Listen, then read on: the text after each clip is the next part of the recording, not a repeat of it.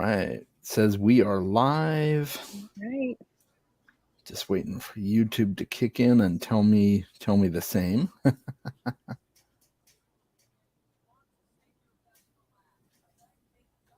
There we go. Yeah, there we go. All right. Welcome everybody to the next episode of Chaz and Friends, episode number 6. And I am joined by my wonderful friend Nikki here from Nikki Hawks, the Obsessive Bookseller. And I'm so excited to have her on. We've been talking about this for a while. One of my favorite channels to watch on BookTube. Thank you. And I'm just going to let her talk a little bit about herself, and then we'll just have a nice, easy chat. All right. Hi, everyone. I'm Nikki. Run the Obsessive Bookseller channel. I've been doing it pretty seriously since about last August, although I started back in February, over a year ago. And yeah, I love anything science fiction fantasy. I dabble occasionally in urban fantasy and young adult. And yeah, I've been enmeshed in the book world since I was a teen.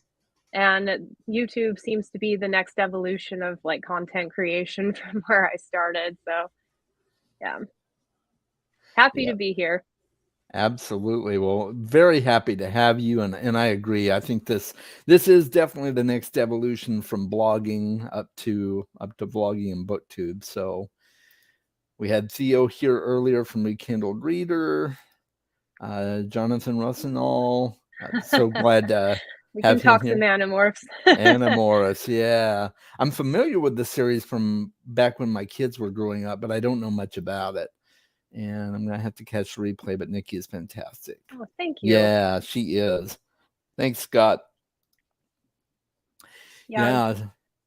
So, oh, go ahead. Go ahead.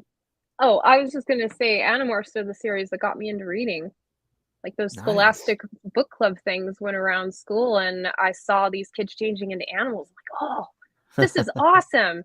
So picked that up, and the rest is history. And then started digging into my mom's old like Terry Brooks books and Raymond E. Feist. Terry Brooks.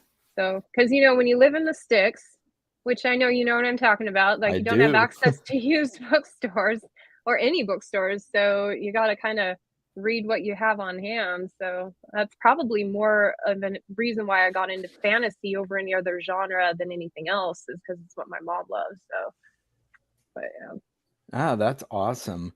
Did you have the bookmobile growing up? I don't know if that was a thing.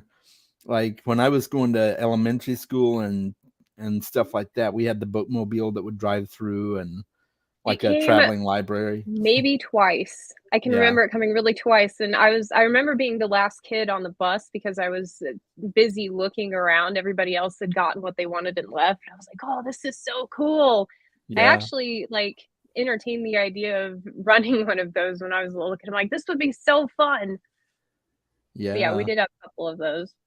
But we had a really good local library, and those Scholastic book club things, I mean, those were lifesavers. So oh yeah, Scholastic was great. I did some of those growing up as well, and so did my kids. So yeah, and we had the at my kids' elementary school, they would have the Scholastic showcase at their school, like every couple of months or so. There would be a book selling event from Scholastic, so that was cool. That's so good. Yeah, they still have them for my kids, and I took him to one. I took him to one, and he was not as enamored as I was. He's like, can we buy this one with the Lego on it? Didn't care about the books themselves at all. I'm like, you'll grow into it. Right. He's a bit young, so. Yeah, I forgot that some of them used to like package like Legos or different toys with them as a selling point. Yeah. Yep. Yeah, that's awesome. You mentioned urban fantasy. Have you ever run across Sean Speakman? I haven't. He is so he does the web design and upkeep for Terry Brooks. He and Terry Brooks are really close friends, but he's also written several novels himself. One is I forget the full name of it, but Antiquity Gray is one of his newest ones. Okay. Did he go trad or is he self-pub? He is self. Well, I think he's self pub. He may have gone Okay. trad, but I'm pretty sure he's self pub. He wrote a Okay. book called The Dark Thorn, which is another urban fantasy, and he's really, really good. It's a good one. Highly Yeah, I recommend probably him. have more of my because I spent so many years book selling, I'm so enmeshed in trad pub that I'm only just now starting to pay attention to the self pub market. And it's come a long way even in the last like 5 years. But I think like booktube channels taking a chance on them, reading them and telling you which ones are good, which ones aren't, that's been really helpful for me. But yeah, I am really like behind on self-published reading. Hmm. Still trying to get through my backlog of trad pub stuff. Oh So many yeah, books. yeah. I'm the same. I mostly read trad pub just because I've got so many, but there's so many self pubs that I want to get to. Yeah. So I feel your pain there. Yeah. And it's nice that you can at least get them in good quality now. For the longest Mhm. time, the ones that came through the bookstore were just like, I mean, you could tell they were obviously self pub because the quality was so subpar, at least with all the presses that we had around here. But nowadays you can get these gorgeous books self pub that, to add to your collection. So Mhm. yeah, it's been a lot more appealing of a market for me lately. Yeah, and some of those covers are better than trad pub. They are. Yeah. Yeah, because That's where I'd spend my budget. the publishers have so much control over cover design. So you get a lot more unique and original covers coming out of the self pub market. So Yeah, yeah, like yeah, it's pieces of really cool. art. Yeah. Yep. Exactly. Yep. Yeah. I like it quite a bit. A new culture is emerging. Yeah. Yeah, That's right. absolutely. Yeah, Sean is have you heard of Grim Oak Press? Mm-mm. Okay, Grim Oak Press does a lot of like high quality, kind of like the Broken Binding. They do a lot of like special editions and stuff. Okay. So Grim Oak is owned by Sean Speakman, and Oh, that's cool. he does some special editions for Mark Lawrence and Terry Brooks, and That's cool. some of his own are put out by Grim Oak as He's well. like So really enmeshed.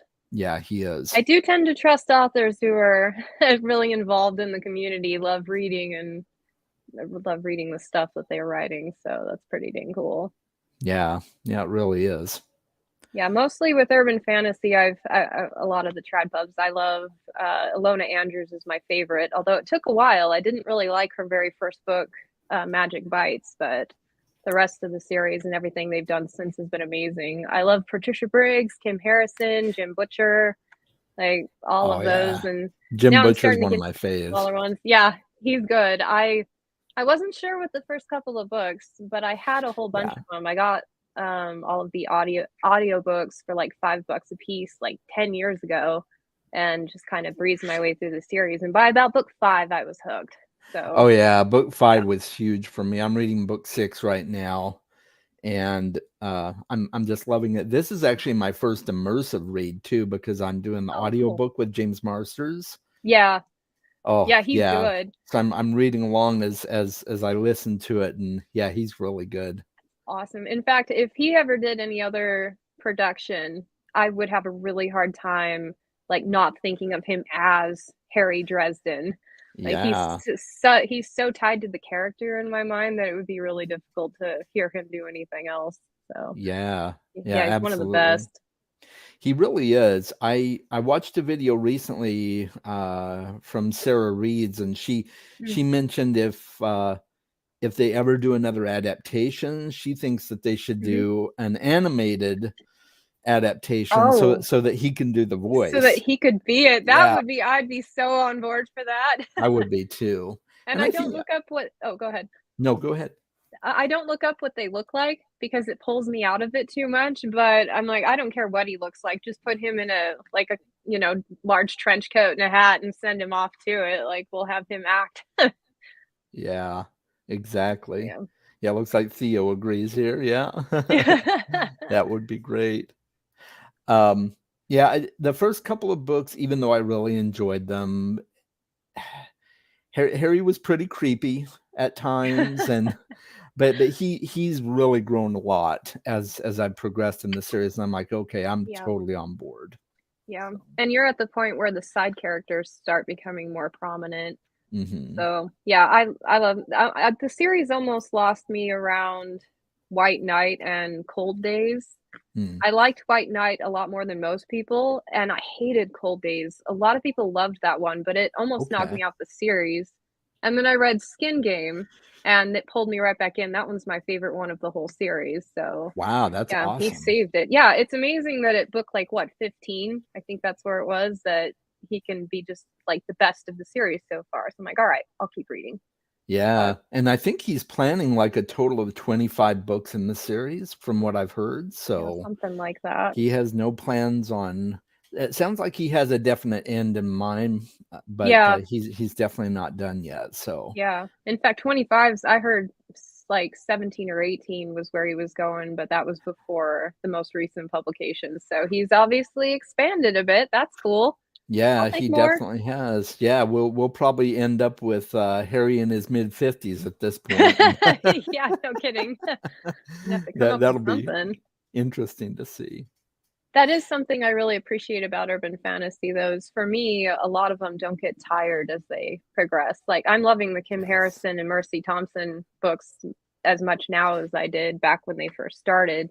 Yeah, I've So, seen and you I can't say mention that them a about all lot. of the, yeah, I can't say that about as much of the fantasy that I've been reading. But Yeah. although I did just finish the most recent Abercrombie yesterday, The Wisdom of Crowds, and Oh, just yeah. so floored, so good. So now I'm gonna have to figure out what I'm gonna do with my life now that I don't have any more Abercrombie to read. Supposedly he's starting another series, I heard that. I and mean, apparently he wrote the script for one of the Love, Death, and Robots oh, episodes. really? I Interesting. Yeah, I just found that out. So Maybe he we needs still, a break. yeah, maybe so. So, I still have not read the standalones yet. So hmm, I've only read the original trilogy, but I loved it. Glocta just yeah, so is still good. my favorite. Yeah.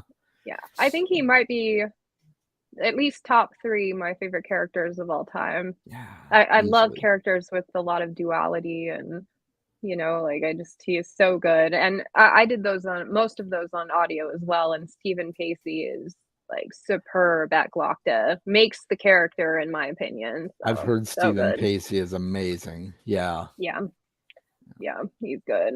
But yeah, so now I'm looking for my next epic fantasy. I'm getting into John Gwynne, as Okay. mentioned, Yeah. so hoping to really love a lot of that. And yeah, I just need something that'll knock me on the floor again. So Absolutely. I just barely started. Well, I'm next month. I'm starting the Realm of the Elderlings, Farseer oh, trilogy.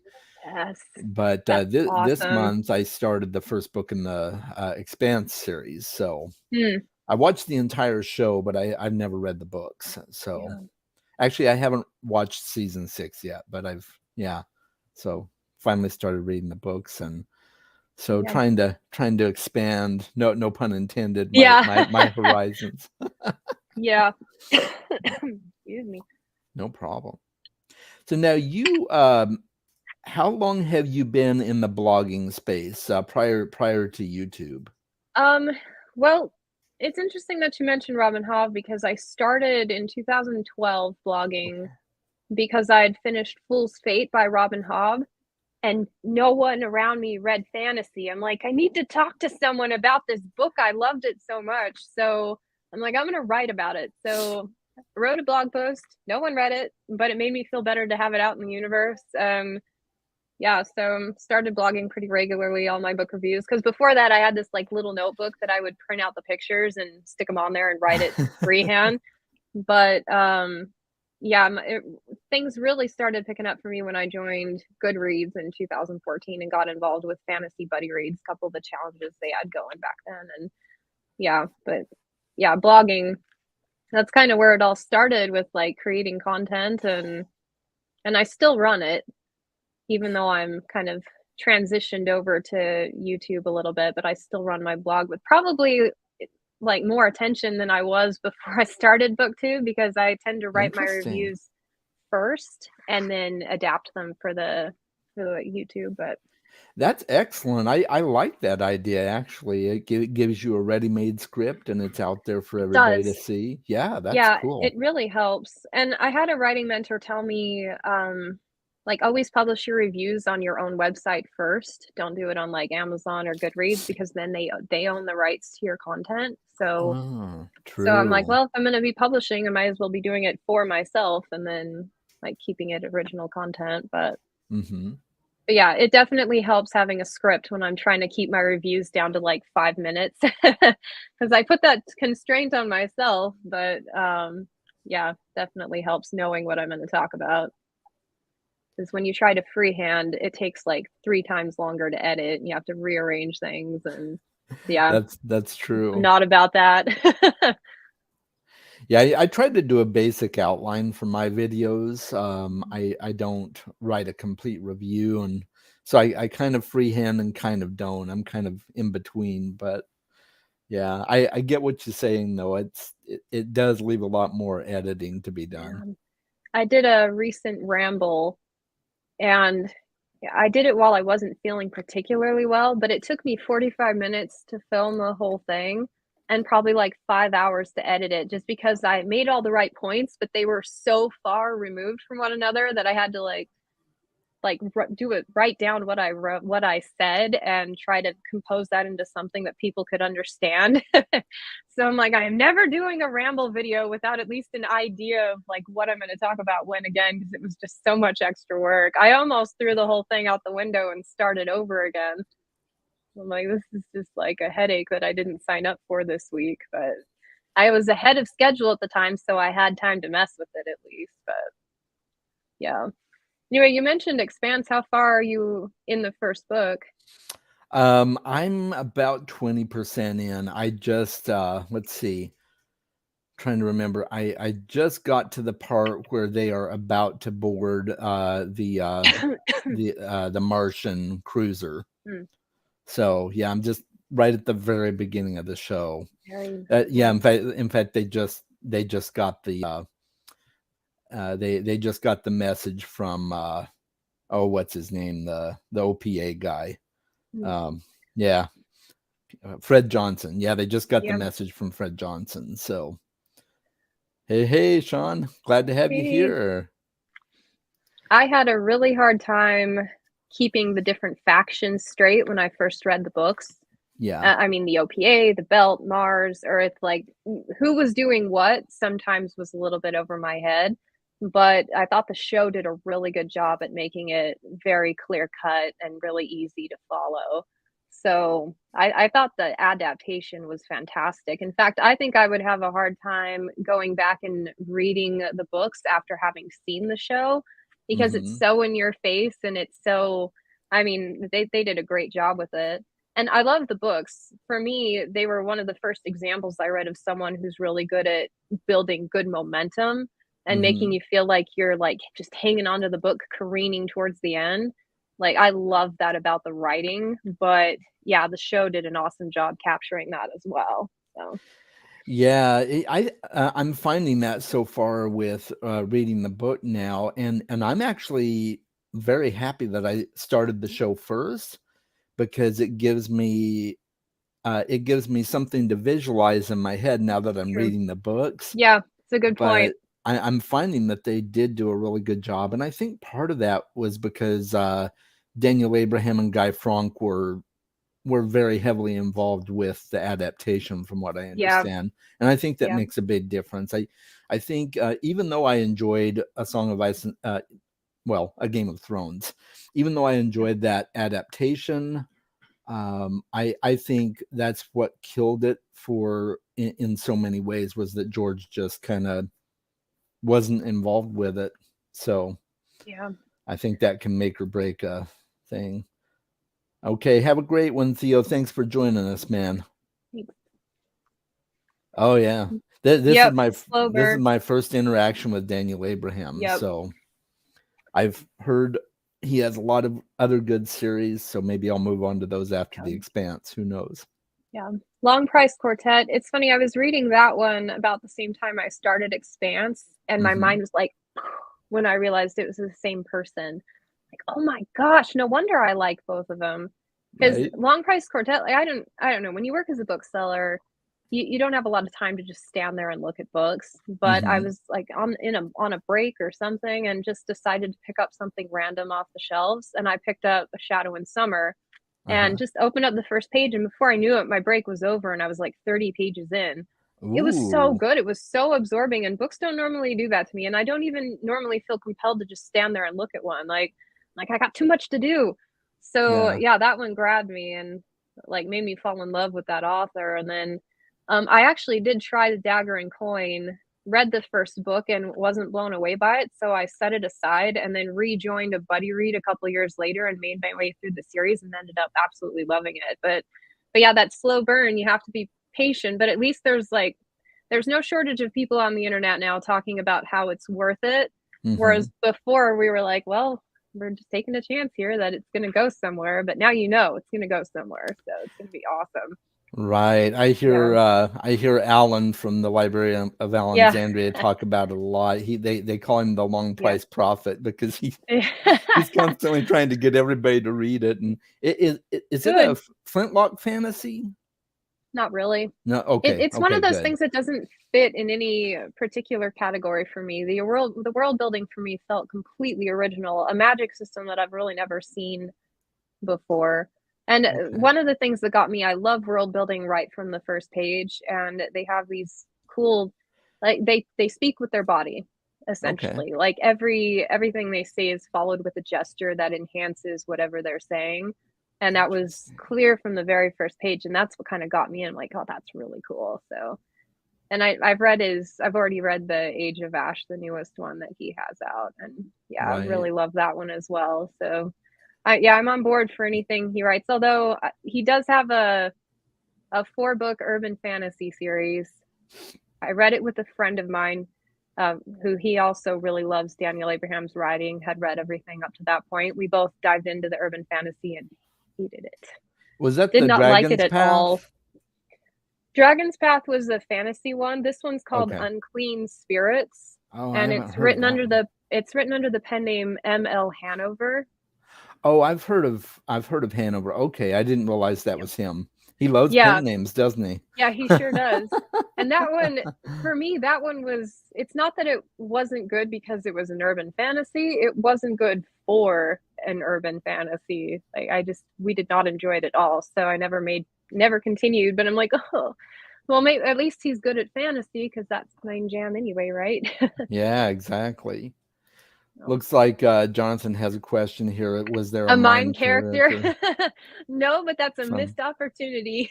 right? Yeah. Yeah, that would be. So I know you your moniker is Excuse the me. obsessive bookseller, and I think you had, if I'm not mistaken, you at least in the past worked for Barnes and Noble. Do you still work for them? Yeah. I Right. don't. I worked for them for 12 years, worked my way up from like a seasonal bookseller to running the receiving department. So I got to open the boxes and see all the new books. It was really Ooh. fun. And then injury, yeah, it was awesome. An injury forced me out. Mhm. So I got a desk job, but my best friend was still managed. She made her way up to management in the store. So I came back for holidays right before COVID hit. So I was having so much fun. I was enmeshed in the book world again, and then yeah, COVID hit, so they had to let go a lot of people. So, Oh man, but that's a bummer. I don't think I'm done yet. I'm gonna get back into the book selling world eventually again. But Cool. yeah, yeah, Yeah, Barnes and Noble seems like the perfect company for a book nerd to work in.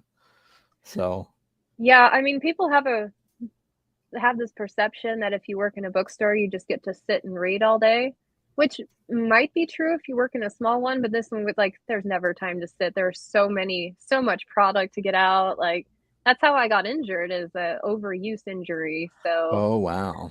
yeah, just using those scanners, lifting books all day long, and and I didn't know how to take it easy back then. So I was gonna work until I killed myself or got it done. So Yeah. yeah, not nice perspective now, knowing that my life doesn't revolve around the corporation. Oh Yeah, yeah. Yeah, that's a nice change for sure. yeah. And it's pretty cool. I've got a job now that lets me, it leaves me autonomous all day long. As long as I get my work done, they really don't care what I do, watch YouTube videos while I get my work done. And I could even listen to books on tape if I had to, if I wanted to while I was doing that. So it's been a really nice change. Slow That is pace. Like I cool. don't bring work home with me anymore. I used to bring work home and think about what I had to do at the bookstore the next day, what needed to be done next. And now I just leave work at work. So it's been good, Hmm. but That I do is. miss it. Yeah, I bet you do. That is nice, though, that you have so much autonomy in your job, though. It's nice to have. I kind of have that same kind of autonomy with mine. I get to do a Oh, lot of good. reading and Oh, that's good. stuff like that in between working if I don't have anything else to do. So Awesome. What type of work are you in? I'm an insurance agent. I work in I used to work in the call center, and now I'm working chat support. So Oh, cool. but it's property insurance, renters, home insurance, and I used to sell flood insurance as well. But now I'm working chat, so it's mostly customer service. And in between chats, they're like, if you've got everything done, do That's whatever cool. keeps you awake. Yeah, it keeps you occupied. Yeah. Yeah. I had a friend So that was into that, and he used to bring his like little D&D figurines and paint them during oh the downtime. Like, yeah, yeah, that's cool. like that's a good use of Yeah. the time. Well, and I work at home too, so that makes a Oh, huge difference. that's Yeah. awesome. Do you Yep. have I to be just on video, or can you just like, go no, around in like pajamas all day? I can. Yeah. Yeah. I don't, but I could. Yeah, you Yeah. could. Yeah. Yeah. Yeah. And yeah, it's pretty nice. I can just log off at the end of the day, and I'm in the living room doing other stuff. I don't have to worry about the commute. Cool. Yeah, it's Yeah, pretty cute. It's pretty cool. that is nice. Yeah. Awesome. I was I was going to ask you as I've watched your videos and as we've chatted in comments, I've discovered that we are on a very similar path with a minimalist journey. So I was going to ask you how you kind of got started. What what put you on that journey toward minimalist lifestyle? It was a very gradual thing. I was like, I'd heard of minimalism like 5 or 6 years ago and thought like I could never get rid of my stuff. I love my stuff, but I've always been really good at organizing, so Hmm. I can make anything fit. So if I Yeah. just had piles and piles of stuff, I can make it look nice, cram it into closets. And I had so much stuff in this little 3-bedroom townhome that I had. And then we moved. And so we were going into a place where we were staying intermittently, like for 9 months while my house was being built, the house that I'm in currently.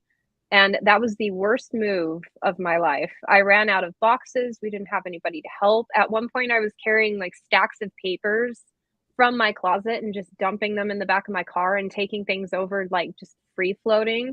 And I'm like, this is awful. Like, I never want to move this much stuff again. And then we got it to this in between place that we were staying in, and everything just sat in the garage for 9 months. I didn't touch any of it. I didn't need any of it. I didn't miss any of it. And I was like, wow, we have too much stuff. Way too much stuff. But then new house, bigger house, filled it with all that stuff. Did a pretty decent job of letting stuff go, but um something clicked for me a couple of years ago.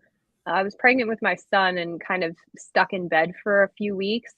And Hmm. I was just exhausted. And it was partly because I was spending this house is a lot bigger than my last one. And I realized I was spending most of my life managing my stuff. And that phrasing, like managing your stuff, is something I got from Dawn at the Minimal Mom. She's a YouTuber. And I'm like, that's what I'm doing. My whole life is revolving around managing my stuff.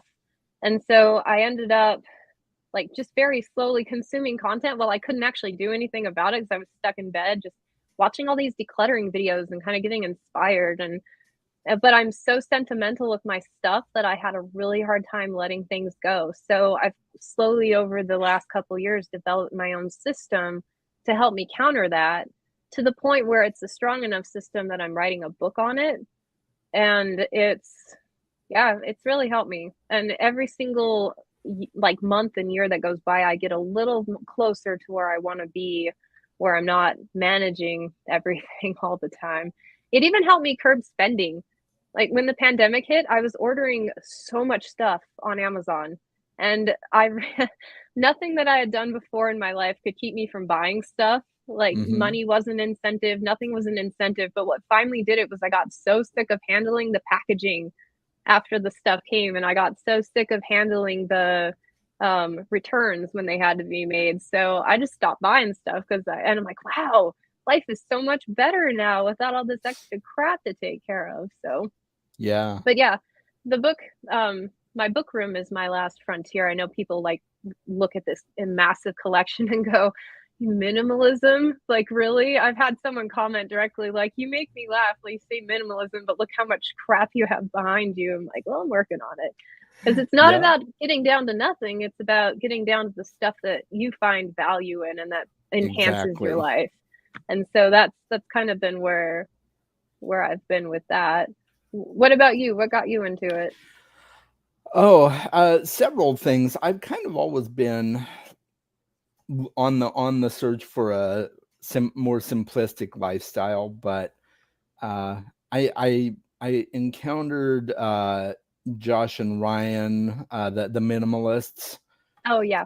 I encountered them and just started listening to a few other podcasts and things like that really inspired me. And not wanting to move a whole bunch of crap what was definitely an inspiration as well, because I tend to be one that doesn't stay in one place for very long, at least in one house for very long.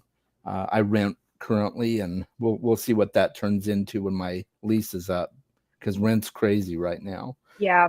But so are home purchases. So I don't know, kind of weighing the pros and cons. But yeah, just kind of a desire to really only have the things in my life that bring me joy and are valuable to me, like you said. So and it kind of started with, what do I really need? So, it started with clothes for me.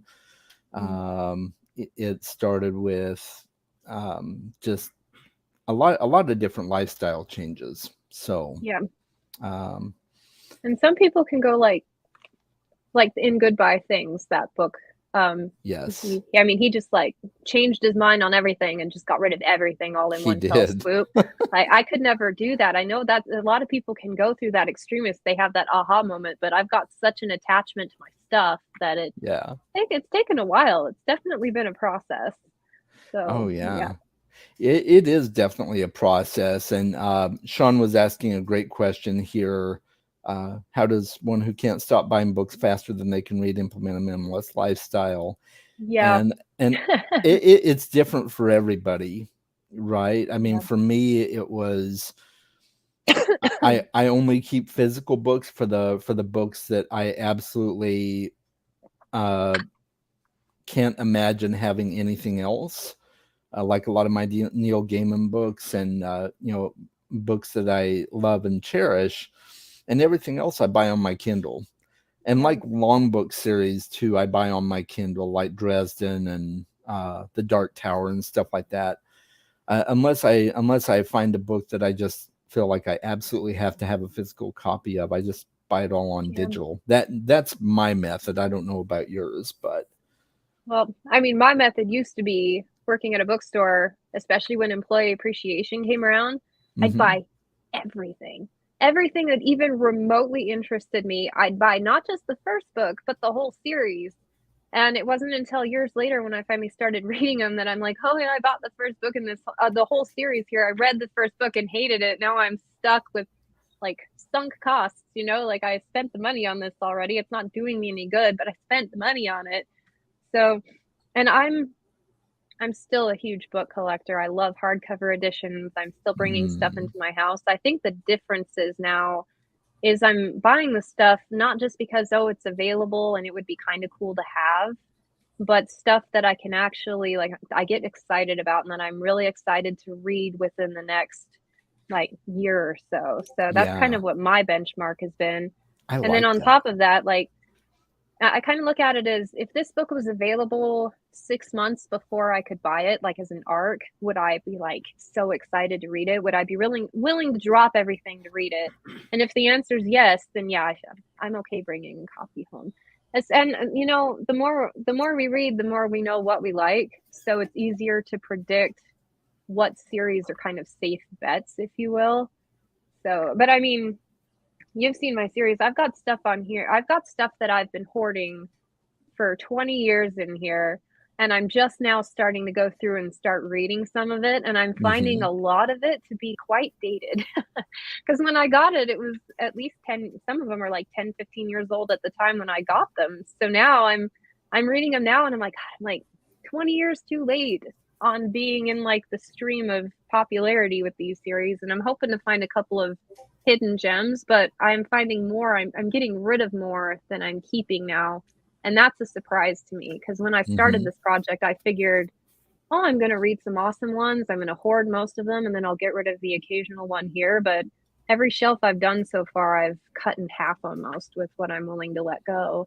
And it's Hmm. about trusting this. I've been nurturing this feeling of like, it's not like sparking joy like Marie Kondo, but I guess kind of in that same vein. But what am I actually really excited to read? Because when you look at a shelf, like if you had to pick just one that you could read, you can't read the rest of them. Usually it's clear winner. And the Yeah. rest of them, I'm mildly interested in that, but I don't know if I'd get to it within the next like 10 years. And so I don't know that I want to devote the space to it anymore. Oh, and to another point, all of the physical copies that I had, when I started hoarding them as a bookseller, they were only available as physical copies. E-readers hadn't been invented yet. Right. Audiobooks were there, but they were the disc format, so you couldn't get anything really digitally. And so the Exactly. only way to read those books was to hoard them.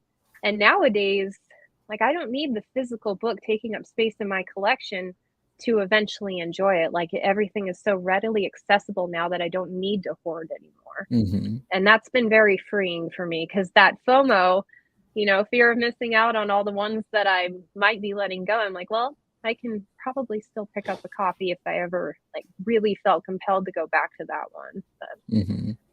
yeah, just different book collecting world now. Yeah, it really is. Same here. That availability is really what finally made me say to myself, okay, Chaz, it's okay to get rid of some of Yeah. this stuff. And hey, Andrew's Hi, Andrew. here, Nikki and Chaz. Hey, good to see you, man. Glad you're here. Yeah, and I kind of mentioned it briefly when we were chatting before the stream. Yeah, I really, really enjoy your Reburn Horde videos and your Sunday Thank Shelfie you. videos and all that unique content you bring to the table. Yeah, your Oh, collection is thank killer. I you. mean, a book lover's dream, pretty much, right? Oh man, yeah. And Lots of years to hoard. I mean, I yeah, spent paychecks on books instead of food for at least the first 4 years working. And yeah, they give you these perks where you can bring home strip copies. So ones uh-huh. without the covers, the bookstore's gotten credit, but the employees get to take them home. I had at least 4,000 strip cover books at one point, which, by the way, Wow. people helped me move from house to house. I moved like 10 times between like leaving high school and to where I'm at now. I've moved at least 10 times, and people have helped me move thousands and thousands of books, which incidentally is probably why not many people were willing to help me when I moved out of my townhome. They're like, nope, that's the book, girl. But yeah, anyway, um, I forgot what we were talking about. Oh, yeah, we were just talking about your collection and Oh, that's right. minimalist and paring down and Yeah. yeah. But yeah, thousands of those books that I just brought home anything and everything I could. So believe it or not, this is the conservative version of my collection. So Oh, wow, yeah. yeah. So I've only got the stuff behind me is stuff that I've read, and so I've done a pretty good job of just paring it down to the stuff that I've loved.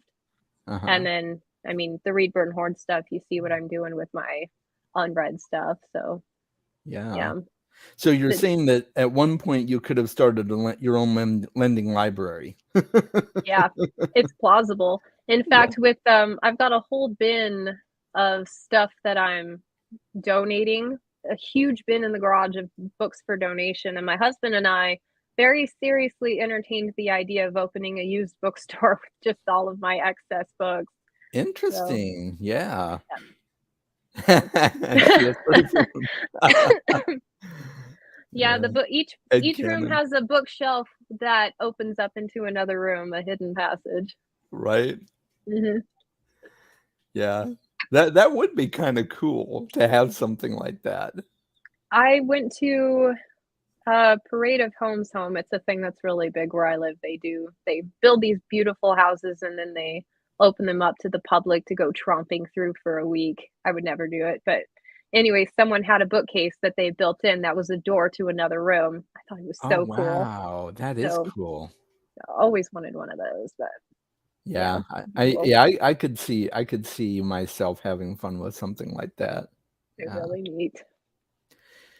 I know you've recently kind of been honest with yourself about being a mood reader too. I know that Hmm. I know you said I've watched several of your videos where you talk about mood reading, and I think minimalism, that whole mindset of letting go, lends very favorably to mood reading as well, because at Yeah. some point you're like, I'm just not enjoying this. I'm going to let it go. I don't feel obligated to continue. Yeah.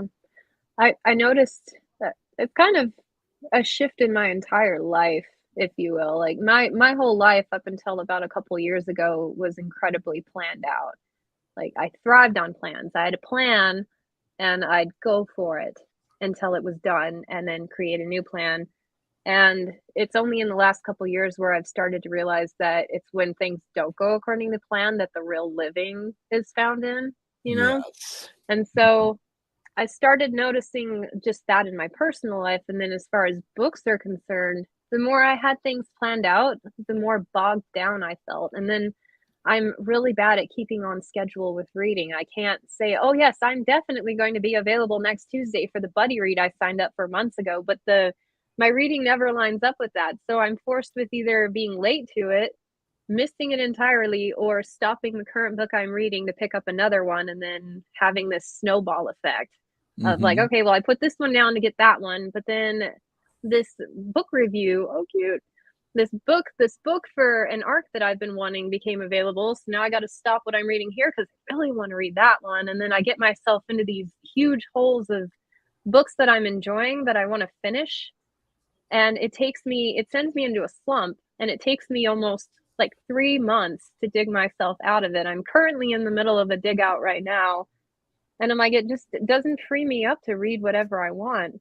And for the Mhm. first time in my life last year, I actually got myself all caught up and stopped picking up things because of obligation and just read what I wanted to, finished a book, started a new one, and got through so many more because I was enjoying the reading experience so much more. Mhm. And I want that back. I want that feeling back of not having things weighing down on me that I need to get to. And currently I'm working on it. But Yeah. yeah, it's so much more freeing to me to be able to just read what I want to read. And this is my fault though, because I sign myself up for way too many things. And then I get and then I can't keep on schedule or whatever. Arcs are a little better because you have got like months and no one's expecting you to comment on it until you're done reading it. Whereas buddy reads, those get me into trouble a lot. But they're I so can fun. They Yeah. are, yeah, but I can definitely understand where you're coming from. The doing the buddy reads makes more of an obligation that it's hard to keep up with sometimes, Yeah. for sure. Yeah. Jonathan had a good suggestion here. You could open an Etsy shop for unhauling. Ooh, I hadn't considered I don't know Etsy. what That's all a good would be. idea. Yeah, that is. I've given more 5 stars to mood reads more often than. Yeah, Yeah, that's a good point. it's true. If you leave yourself room to only focus on the books that you really enjoy, they Yeah. probably tend to have higher ratings. Yeah. They do. Yeah, it's true. In fact, I The minute that I sign up for an obligation, the like almost immediately my rating drops like by 1 star because I'm not as excited to read it by the time like I was when I signed up, or when it starts 3 months later, I'm like, "Oh, I'm not really in the mood for this one right now." So I'm a lot more ornery with it. Whereas in January, I picked up Foundry Side on a complete whim, hadn't mentioned it on my channel at all, and ended up giving it 5 stars just because I felt like a rebel. It was so Yeah. freeing to just read what I wanted. So yeah, I've always been a planner, and it's been really, really fun to just kind of go with the flow and not get freaked out about that. But that being said, I'm still digging myself out of the hole with a problem that I started back in March, having to put books down. So I'm in the middle of like 7 ebooks right now, and it's driving me absolutely crazy. Oh, wow. Yeah. That's Yeah, that is excessive. quite a few. It's excessive. Yeah, I'm doing Yeah. 3 ebooks right now, and I thought that was excessive for me, but Well, I put down Malice because I was hosting a book club for In the Shadow of the Gods, and uh-huh. I didn't want to show up to that one having not finished it because it was one I was really excited about. But then so I've got Malice going, and then really wanted to start a Star Wars book. It was a kind of a mood reading thing. So I picked up a Star Wars book, and then 2 or 3 arcs that I had signed up for became available. And then I'm doing one for my Read Burn Horde challenge, and I'm like, this is ridiculous. Like if I had just focused on one at a time and finished it, then I could probably have been through 5 or 6 more than I have. But the slog of trying to unbury yourself. But I started rotating them 1 chapter at a time because I'm like, if I'm in the slog, I may as well try to make it interesting. So I Mhm. do 1 chapter and then I pick up the bottom one, bring that to the top and that's actually been quite fun. I went from reading like 2 hours, like physical reading time a week to over 8. So Wow. it's been kind of fun, but yeah, a weird problem. I know, first world problems. I've got 7 books going at once. Yeah, I hear you. Sometimes you find yourself in those predicaments, and, yeah, it just happens. Self-induced. Yeah. I love Oh, that. okay, that's cool. Yeah, yeah, I think mood I try to have a little structure to my reading plans in the year, but I find myself Mhm. defaulting more and more to mood reading 'cause, It in some months, I don't read nearly as much as I want to just because I fall into these, reading slumps where I just wanna sit and mm, watch YouTube all day and yeah, there you go. yeah, or whatever, so See, that's living like you should, I feel like, where, mhm, you're just doing what makes you happy in the moment kind of a thing instead of what you feel like you should be doing. Like, I mean, exactly. the smart thing for me to do would be to just abandon everything and pick the one I'm enjoying the most and read that, but I'm still hanging on to my old ways. I can't do it. Gotta wait until I finish everything, and then I can start fresh. Yeah. So Yeah, I hear you. Yeah, it's, better later than not at all, right? yeah, at least I'm aware of the problem now. I used Yeah, to get into these awful, awful slumps where, I mean, there was one slump that was so bad that I just threw everything that was piling on top of me out the window and picked up the second book in a random series just on a whim. It was like a 700-page book and just took the whole month to read that. I'd read it before. It wasn't particularly remarkable. I just felt the need to assert my independence over my books. Not yeah, gonna tell me what to read. So exactly. yeah, Yeah, sometimes that happens, and it's good because you're doing what brings you happiness in the moment, right. and that's The really sole why we do focus. this anyway, right? Yeah, Yeah. yeah. That is what started it. Is I had this. Well, my first goal was to start focusing on things that brought me joy, and then my goal a couple of years ago was to start being creative every day, whatever form that took. There you go. And one of them was creating content, like trying to get into the booktubing thing. I'd always wanted to try, but had felt too nervous to do it. So Uh-huh. just posted a like filmed and posted the most awful rudimentary video ever because I just needed to get started and it needed to not be perfect so that I had something to build off of. And yeah, for me, this is definitely really fulfilling creative endeavor. So, and who else can I talk endlessly about books with? Like, it's the best of both worlds for me. So, Absolutely. Yeah, it's a great community to and so many people on BookTube love the same genres we do too, which that yeah, helps. very helpful. Yeah. In fact, I remember back when I was the only one, other than my mom, reading sci-fi fantasy. Like, none of my coworkers did at the time. None of my friends, none of my classmates, barely anybody was reading what I was reading that I was aware of anyway. And Mhm. so joining Goodreads was like the turning point for me, because it took everybody from around the world coming together. Like, I found my people. I had to go global to do it, but I found my people. And then from there is have just been, just loving being able to talk about books, because I drive my mom nuts. Like, she cares and she listens, but she doesn't care as much as I do about the characters. Right. So yeah. Yeah, at some point it's just like, "Oh, that's nice, honey," and she Yeah, goes she's about it. so Yeah. sweet. She's so sweet. That's about how it goes, though. So, Yeah, that's cool. yeah. Yeah, Goodreads is interesting. I've been off and on with activity on Goodreads just because it's not super user friendly. No, it's not. I still use it to track my books, but there's other aspects of it that just frustrate me. So, Yeah, but I agree I do hang completely. on to it for tracking my books and seeing what Yeah, everybody else is reading and commenting on rare occasions. But yeah. Yeah, it's being in a group helped, and what really got me engaged, because I'm not a super social person by nature. I'm kind of like a homebody recluse or whatever. But what really got me involved was the challenges they were running. I'm like, okay, ooh, I can set a plan and track it. So they had an incomplete series challenge, and that got me involved. And then from there, like, someone would see that I had something on my incomplete series that they were also working on. So we set up a ton of buddy reads from that, helped each other work our list down over the course of a couple years. And yeah, that's kind of how it happened. Like, just being on Goodreads itself is awesome. I love being able to track the books, but really it's like the groups that got me involved and made me feel like I'd found my people. So, and now I'm yeah, finding my people on BookTube too. It's fun. absolutely. Yeah, Yeah, Jonathan makes a great point here. Before online forums, you'd be lucky to find one person to so talk about books true. with. Yeah. And I Andrew mean, never shuts up, apparently. So,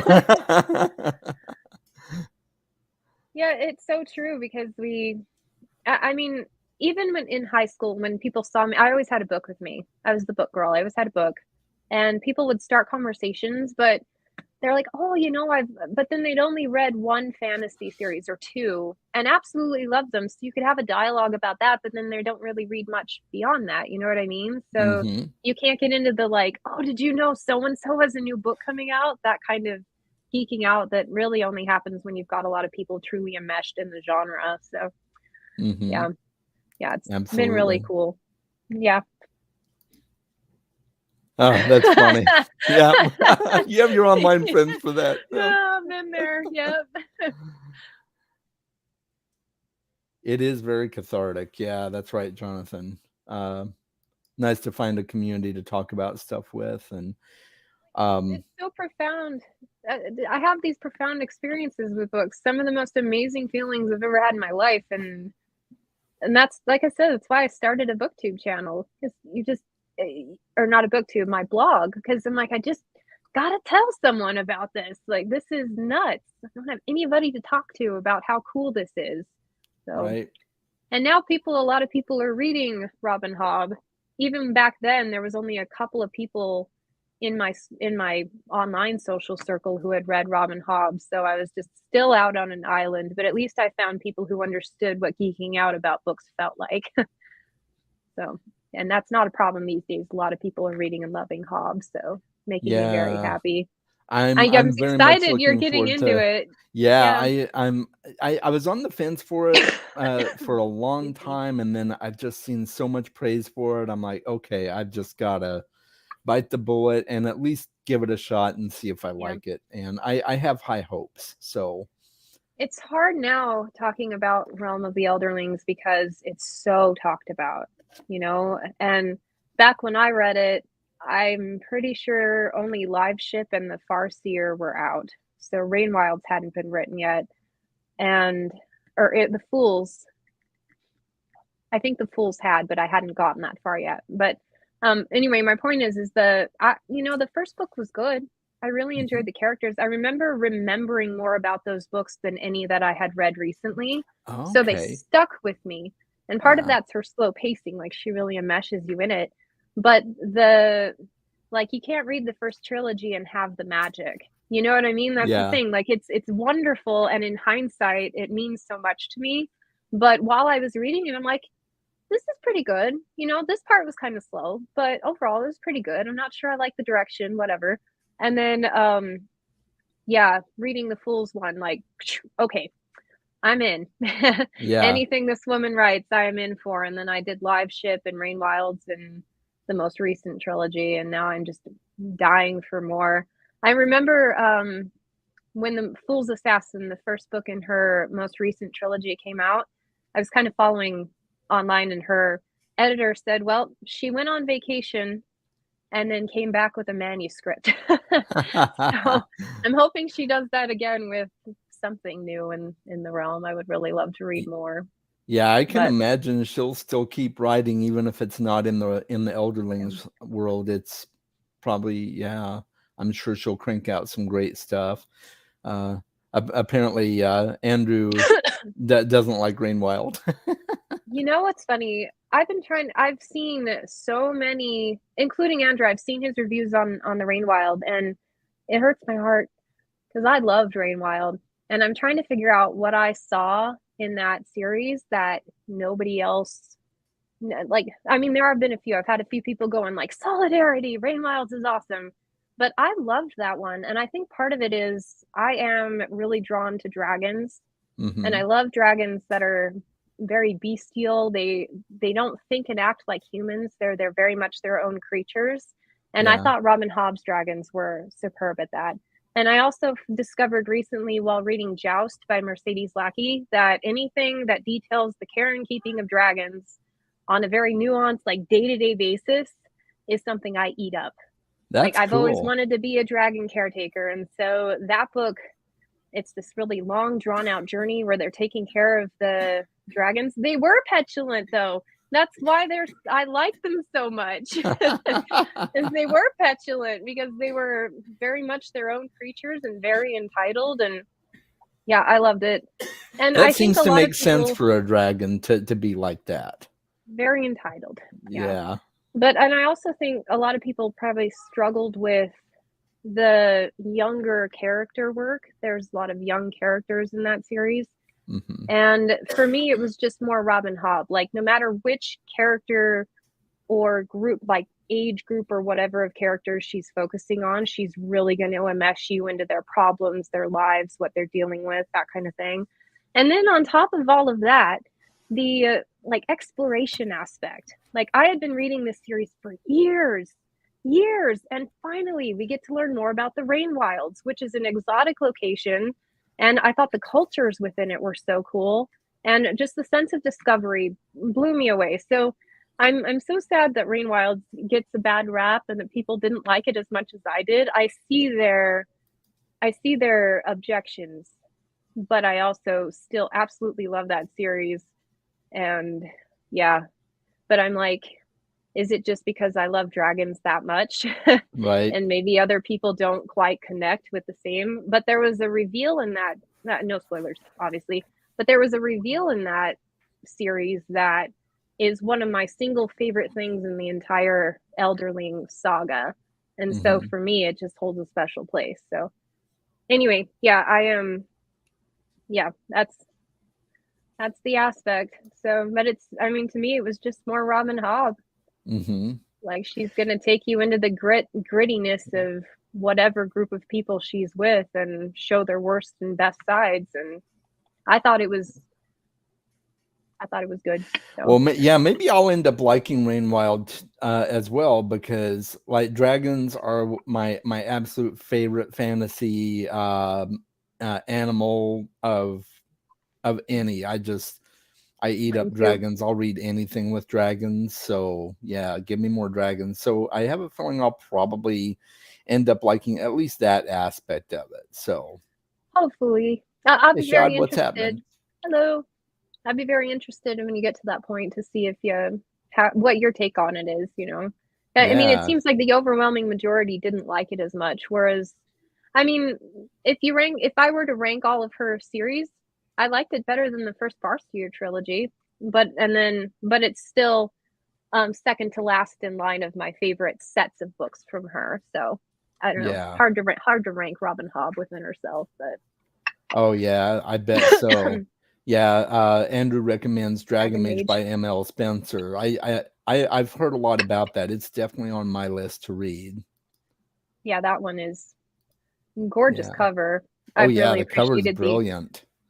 I've seen your endorsements on that one. I'm really interested Yeah. in picking it up sooner than later. Yeah, I would when I first saw something about that book was on Petrick's channel, and he Mm, showed off his fancy hardcover of it. And I'm like, oh, I'm jealous. That is so it's really gorgeous. pretty. Mm-hmm. Yeah, yeah. Yep. So Yep, I love I that. was, and then I saw. I think Andrew got one too, one of the hardcovers, and it's just wow, What are your amazing. favorite dragon books? Oh well, I have to say, A Song of Ice and Fire is my top. Really I good. love Yeah. the dragons in that world. I Beautiful. really enjoy the dragons in the Deathgate cycle. I think I've mentioned Oh, that one to you before. yeah. Yeah, It's been ages since I've read that, but yeah, those were cool. I'm almost done with the series. I'm reading book 6 now, and so I've just got one more book after this. But the dragons in that series are really cool. Yeah. And I've also Smaug will always be a Mhm. favorite of mine. Yeah. And I liked the inheritance cycle as well. Mm-hmm. Although I felt like the dragons weren't as fleshed out as I would have liked them to have been in his series, but I enjoyed it. It was good. They were So cool. I like the atmosphere he yes. created with them. Yeah, I don't know. I've read so many dragon books over the years because they're my favorite as well. And I've discovered I like the more bestial, non-human ones. And so my ultimate favorite is the Draconius Memoria trilogy by Anthony Ryan. That's It one is I've been wanting to so good. read. Oh man. It is so good. It's like Indiana Jones type adventure, a magic system that's reminiscent of Allomancy and Mistborn. Wow. And then you have these like epic like adventures that just I loved it so much. I loved it so much. And the dragons were so cool, especially as the series goes along. So I love those dragons. I loved the memoirs of Lady Trent. But Okay. those ones are cool because she's a dragon naturalist Right. in kind of a Victorian age when women having cool jobs like that were very acceptable. And so I'm kind of living vicariously through her. So that'd be my fantasy job, is to be a dragon naturalist and to go out and study them in the wild and that kind of thing. So. That's awesome. I've heard mixed things about that series, but The character is kind of yeah. an idiot. But if you can get past that, the dragon stuff is pretty cool, and she does mellow out a little bit by the third book. So, but I have Okay. a love hate relationship with the first book. I loved so many things about it, and absolutely hated some of the plot decisions. But then beyond that, the fourth book in the series is one of my all-time favorite books. So it's one of those that grows on you, especially if you can kind of just go with it, you know. Okay. But yeah, Good to I like know. all of those. Bloodsong Bloodsong is is great. Yeah, yeah. if you liked Bloodsong, I mean, this one has more POVs than Bloodsong, if I remember right, was just Valen's perspective, and then in the second two books, he expanded and had multiple POVs. Um, don't give up on your dream, Jonathan. Yeah, Yeah, exactly. I'm working on it. Yeah. Now we But just need to get some real yes, dragons to study, right? that's right. But yeah, anyway, so Draconius Memoria focuses more on it has more POVs and that. So, but it's the same type of writing. I mean, if you've read even Pariah, his newest one, it's kind of in that same writing style. But I I haven't tend read to any prefer. Anthony Ryan, and I've really been wanting to. He's good. He's Yeah. I mean, for how much I loved Bloodsong and Draconius, he jumped to my top 5 authors. Wow. That's So amazing. he's really good. And then I'm working on his Seven Swords novellas. Those are Okay. pretty cool. It's really unique, like kind a little bit to do with zombies, but that's very loose. Very Yeah. loose in a fantasy world. So yeah, that one's kind Okay. of cool. But I've only read the first one, so I'm getting up on that. But There was a book, a dragon book that I saw a few years back, and I think it's now a completed series. Mhm. The Dragon's Legacy by I think her first name's Deborah, or I I, I can't remember, but I'd have to look it up. I I'll have to look find it it up here too. while we're talking. But that was I have the first book in the series, and I've been trying to think of a time to try it out, because I've seen a couple of booktubers actually talk about it, Hmm. but not many. Oh, Deborah A. Wolf is Wolf. the author. Yeah. I haven't seen those. That you'll have to let me know because I haven't seen Yeah. those. I'm always up It for a new was a dragon book. debut novel for her, I think. The Dragon's Legacy was, and she supposedly they're really good. So That's awesome. Yeah, I love that. There's so many yeah. books. Even when I feel like I've read a lot of them, there are still so many on my shelves that have dragons that I haven't gotten to yet. But Oh yeah. So many more someday. books to read. Like uh I earlier here Pathfinder mentioned that they're reading The Wheel of Time. Oh, fun. Yeah, I love you too, man. Yeah, it's a just uh that's a series that I DNF'd. And I've said for now it's temporary. I may eventually go back and read it. It's just I have so Yeah, many other series, and I just had to put it down. I just wasn't feeling it at the time. So yeah. and I I may was never go back to it, but yeah. yeah, I made it I think 80% through book 5 before DNFing, and I was just forcing myself through it. And yeah. here's the thing, I'd been book selling for like maybe 10 of my 12 years when I had started that series. And in Hmm. that time frame, when customers come in and they want to talk to someone who's read fantasy books, I always ask them, "What have you read that you liked?" And Yeah. almost all of them, "Oh, Wheel of Time." Okay, so what else? Give me more to work on because I knew enough about Wheel of Time to know what other books they might like if they liked Wheel of Time. So recommending stuff was pretty easy. Yeah. But I'm like, oh, it's everybody's favorite. But to a person, every single one of them said, yeah, but it's really slow. When you get to book 6, you have to be patient from book 6 to 9, and then it picks up again. You have to slog through that part, and then it'll be okay. And I'm like, that doesn't sound like fun. And I got to Right. the end of book 5, and I was forcing myself through book 5, and I'm like, this is the good stuff. I'm going to have to slog from book 6 to 9 to enjoy the rest of the series. And like, life is just so short. I'm like, I don't know that I have the patience to do that when I'm just not enjoying it. And I'm reading it because I felt like I had to. But Right. then I have a plan. I don't know if I've shared this plan, but what I think I might do is look up, I'm sure there are like Cliff Note versions of it out there Oh, somewhere for the slog. for the Yeah. slog, and then start with the Sanderson stuff to see how it ends. There you go. That's not a Blasphemy. bad plan. Series blasphemy, but I'm like, that would be like the more, I don't know, the more time sensitive way that I could see myself going through it. But man, I just, it's one of those that I feel really bad that I didn't like because I wanted to enjoy it so much.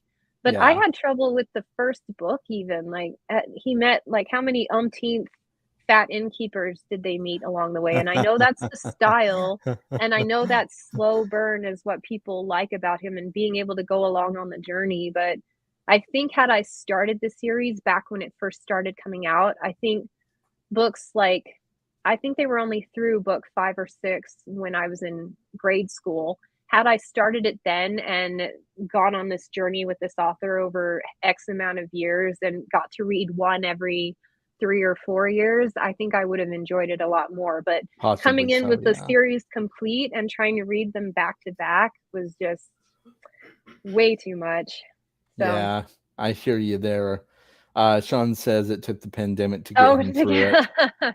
Yeah, that makes sense. And I think I would be like you, Nikki. I'd probably want a Cliff Notes version for the slog. I don't know if I'd want to go through the entire thing. I would feel so proud of myself if I did, like, and I think, oh, we'll talk about Malazan in a minute. Yeah, Yeah, we that makes sense. definitely will. Okay. Yeah. But yeah, I think had I followed these characters and gone through all of that with them and gotten such detailed involvement with this world, I'd be at the end of the series going, wow, I'm so glad I read that and did it the right way.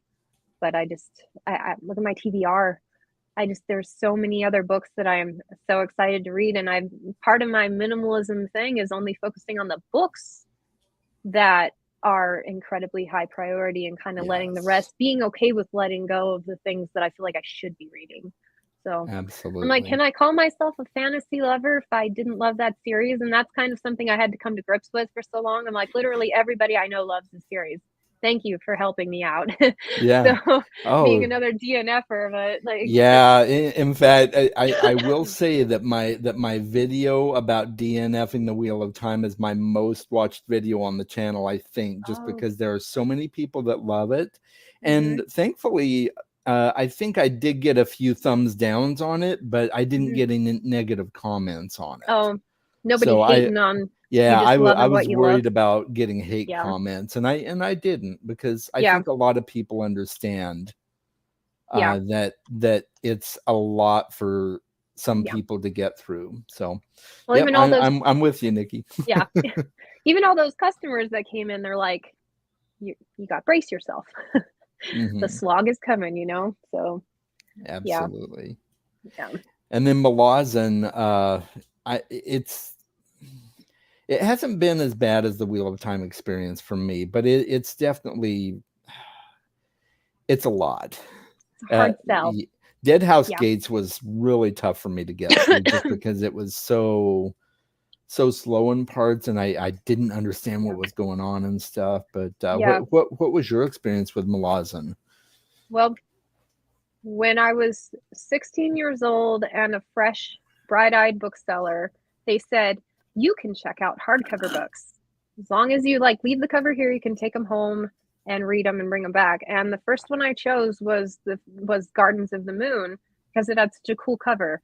And I brought it home and I was reading it. I'm 16 years old and I'm like, I'm waiting for up to that point, I'd read a lot of very simple fantasy.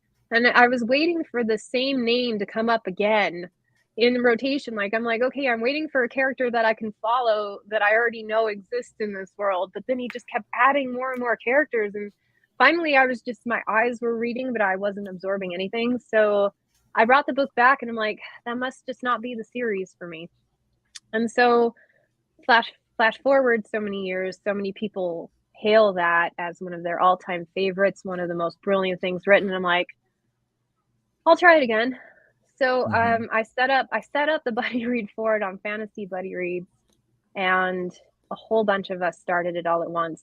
Patrick joined that one, and he read the entire series over the course of that year in the time frame it took me to finish the first book. Oh, wow. Really? Yeah.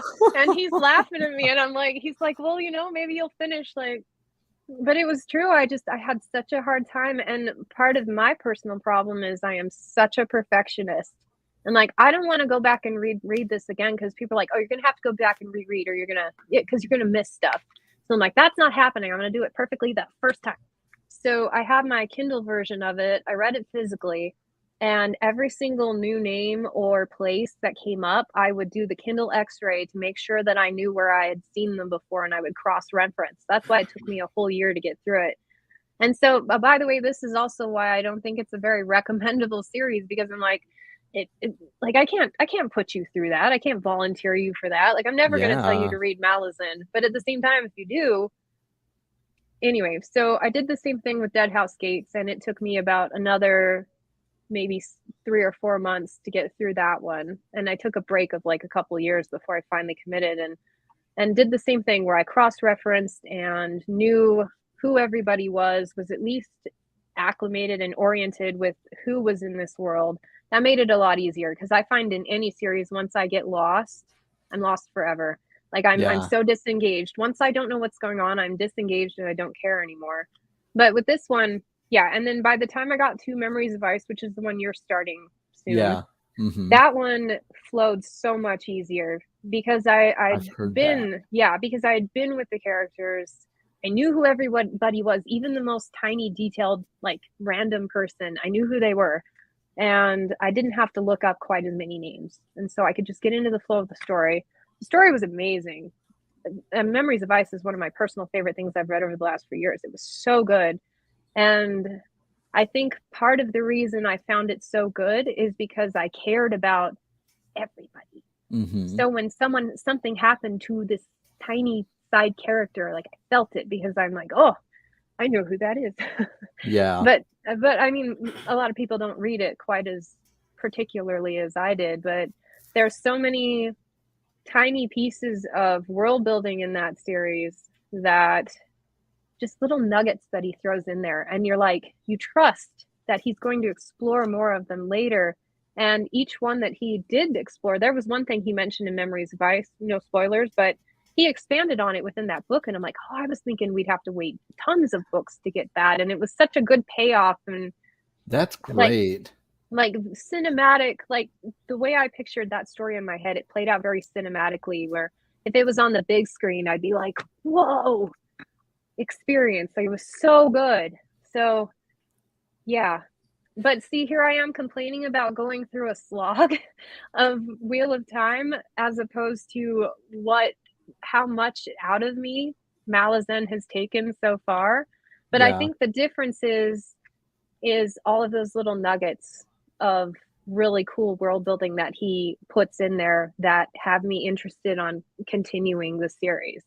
And Yeah. for me, Wheel of Time, there's a lot of prophecy in that one, and I find if I know anything about what might be coming, I'm not as invested. And Yeah. and it feels like a lot of his minor characters don't really matter, whereas in Malazan, to me, everyone mattered. But yeah, Very true. And also too, there's slogs in Malazan, but they're short slogs. So mhm. it's not a slog of 3 or 4 books. It's just Excuse me. a chunk of one book that might be a slog and things like Well, and that you know too. it's got So purpose. I feel like he doesn't put anything in there without purpose. And so mhm. you're gonna see it come back again, but it's just, speculation. But Yeah, yeah. So anyway, that's good to know, because I read Gardens of the Moon many years back physically, and then I did a reread of it to restart the series mhm. this year, and I read it on Kindle. And the X-ray was helpful, but even not all the stuff is in the X-ray either. So it's like, oh, Yeah, I know. but Like, where, what? Ah, yeah. I found this. Have you heard of the Fictionary? Mm-mm. So it's a website where they create like dictionaries for major series that you can download for your Oh, that's Kindle. cool. So it's thefictionary.net is the website, I think. But they have a whole Fictionary for Malazan. They have one for, I think they have one for the Wheel of Time as well. I'm not sure, but the one that caught my eye was Really cool. for Malazan. But I've thought about doing that, but then I don't want to be spoiled for certain things, and it might give me spoilers. I'm worried So, about that. In fact, but I'm very quietly backing out of a buddy read for the next book, because I'm afraid someone's going to mention something that, get ahead of me, and then I'll accidentally mhm. open up. Anyway, but yeah, have you ever read a kind of complicated book and then found the glossary at the back after you finished? Oh yes, I've done that Like, I didn't several even times. think to check, and I'm like, oh, that would have been nice. Put it at the front. Yeah, exactly. It's funny. That would have been nice. Luckily, when I originally picked up Gardens of the Moon, I found the glossary at the back before I Did did seem anything, because I'm like, oh, I know I'm gonna have to. It's gonna be a really good. chunker for me. Yeah. I like what little I did start Memories of Ice yesterday, Oh, cool. and I like what little I'm getting so far. I didn't get very far. I'm still in that conversation between the two Chronomoss. And so I'm just at the very, very beginning. So Barely, yeah. yeah. Let's see. Sean doesn't get the narrative choices. It does seem that way at times for me too. Yeah. He's definitely got a different approach. Stopped at book 7 last September. Okay, interesting. Yeah. Memories of Ice was amazing. Well, good. I have high hopes for it. Yeah, me And too. yeah, I'm committed. I mean, I very carefully have collected the whole series because I love those old cartoonish, almost looking covers. I mean, yeah, those are some people are cool. like, those are so ugly, but I love them so much. So I'm like, yeah, even if I hate the series, I think I want those on my shelves because I like them. But Mhm. yeah, I'm really, really interested to see where that goes. But like, trying really hard not to get too involved in discussions because I'm like, don't ruin it, you know. Exactly. Yeah, it'll Yeah, be fun. you seem to be like me. Like I like a book cover that tells a story. Mm-hmm. And like, you know, or recreates a scene from a story or something like that. Yeah. Even though it doesn't necessarily recreate a scene per se, the Name of the Wind has just a breathtaking cover for me. With him with his back turned and looking toward the tree Oh, and that everything one? like that. Yeah. That's my favorite cover. So when I saw the 10th anniversary edition that they hardcover that they released for it, I'm like, oh my god, The that's one that you hideous. think is hideous that I love? Oh Yeah, yeah, I I can't remember. stand it. I love that one. It is so well, I love the feel of the cover, but Yeah, I understand where you say it's hideous. Like, I yeah. totally get it, but I love the color dynamics on that one, and in fact, do I have it handy? Rothfuss. Good lord. I do. Yeah. I Yep. love this. I love the pop And of red I can see why people like it. and the I liar just on there. yeah, it's Yeah, just it kills me, but and I it's can got see the why people red like it. I on, love like, the the sprayed nice. edges. Yeah. But it's one of those, like, matte covers that feels really expensive, and yeah. But yeah, I saw that and I'm like, I must have that. And whereas you saw that and you're like, nope, hard Yeah. nope.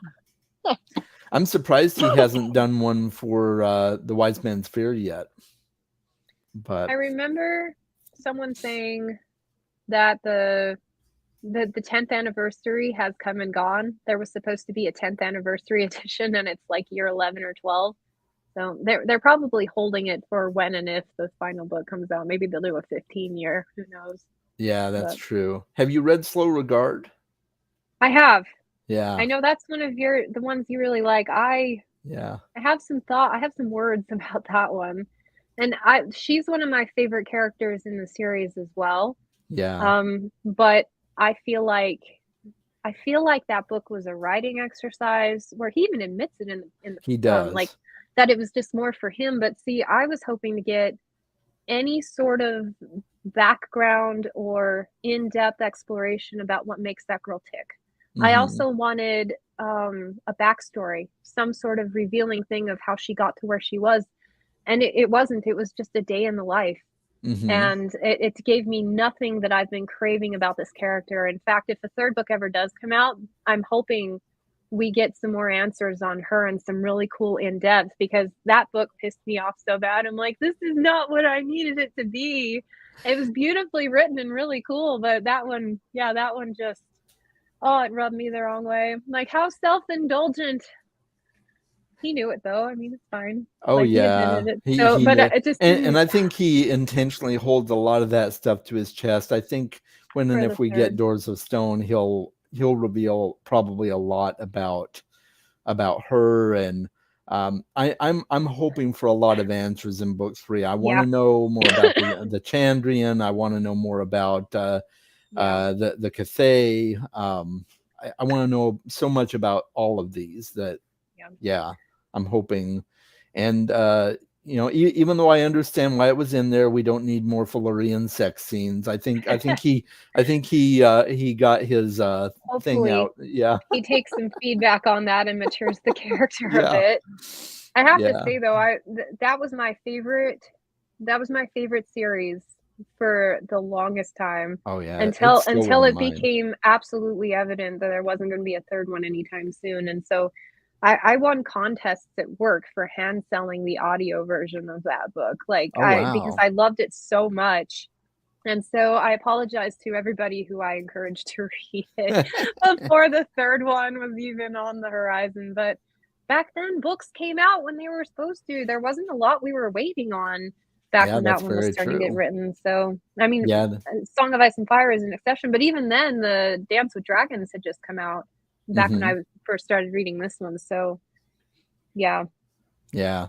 I really am hoping that George finishes the series because I want to know how that one ends as well, and I hope Pat finishes the King Yeah, Killer Chronicles. and And Gentleman Bastard, I'm really, really hoping for oh another Scott yeah, Lynch, so, yeah, yeah, that one's one of my favorites. I know you were excited about that one. I have no desire to read Oh, it, but yeah, yeah. it's okay. A lot of people like Scott Lynch, and I'm sure there's many reasons to like him. So yeah, My favorite thing about it was the voice. He had okay. such a strong voice right from the beginning, and it made me laugh. I'm always more drawn to books with that can make me laugh and do it in a Oh, dry me humor too. sort of way. Like, I don't like over the top. It's the dry humor, the subtle, like the way one character talks to another, and that's one of the reasons I love that series so Yeah, much. Right from the beginning, like just how this guy talks about Locke effing Lamora, and it was just so funny. So yeah, that one killed me. yeah, But yeah, they yeah, I don't know. I heard okay, back up. sure. George R. R. Martin, I really am skeptical that he'll ever come out with a conclusion to his series. I feel like so many things have gotten so far away from him. I hear he agonizes over everything he does in his books. And so the writing process for him is not seamless. It's painful and he like it's such a emotional commitment for him to write. Whereas some writers are like, whatever, we'll kill this character, it's fine. But I hear he agonizes about that, and I just with all the success and of the show and everything, I just don't see him getting back to it. I mean, hopefully I'm wrong, but what I did hear the other day that kind of helped me come to terms with that is even if he never finishes that series, like look at how many amazing writers we have now that he inspired, how Oh many awesome yeah, stories we have that and how many more people are into fantasy now because they watched that show and they picked up their first book because they love that type of story and wanted more like that. absolutely. And so what it did for the fantasy community and genre like really helped perpetuate like our future in reading. Like we're going to get so many more published books and awesome stories because of things he inspired. And so if that Yeah. was his purpose and his purpose wasn't to finish that series, then I think I can live with that. But maybe that's just me trying to make myself feel better about not getting resolution. So I definitely agree with you. I think it's amazing that he's created so many new readers and done so much for the genre as a whole. And even if he doesn't finish it, I still enjoy the first 5 books immensely. yeah, But I'm still I'm still holding out hope that he's going to hopeful. finish it. Yeah, But yeah, I'm that's still good. hopeful. And You don't want to be cynical like me. It's fine. no, It's no, I get where you're coming from, and a lot of people have good. very good reasons for doubting him because he seems to just have his hands in so much other stuff that you wonder if Well, he's you know, writing. he may surprise us. I get the impression that he's just not interested in doing it, in Mhm. writing more. But that's what I would have said about Rothfuss. But I heard he came out with a video of himself reading the prologue for the 3rd book. So He did. I thought he had no interest in producing the final novel. So yeah, hopefully I'll be Yeah. surprised. So I was there live when he read it on his oh, Twitch, cool. and it was amazing. I'm I'm intrigued by the prologue. It's Okay. the prologue is very similar to the prologue of book 1, Okay. but it's got subtle differences that make you think about, oh well, where's he going to take the series now? So Cool. Okay. I have high hopes for that That's one as good. well, but I think I have a little bit higher hopes for George R. R. Martin than I do for Pat Rothfuss. I don't know Really, why. even with the prologue, that's cool. Yeah, I don't know why, because George had, I mean, he's given us more than George has, but It's true. It's so true. I don't know, but um, Yeah, We'll see. apparently Josh doesn't like the cover of Name of the Wind either. that Yeah, new I laughed cover. when I saw that. Old school fantasy art. Oh yeah, Memory Star and Thorn has some even the more minimalist covers with the sword on them, the newer ones are pretty cool too for that one. Yeah. Yeah. I Um, love the Michael Whalen stuff. oh yeah, Michael Whalen's I great. think he did the cover to the Memory Star on Thorn, but don't I quote think me on he that. did, yeah, and he does the Stormlight Archive too, Hmm. which I love those covers as I well. do too. I Yeah. found a website. I cross stitch as a like side hobby, but I Uh-huh. found a website that let you take any image you want and turn it into a pattern. Oh, that's So, awesome. and I maxed it out. Like it's going to require 90,000 stitches. I'm Oh about wow.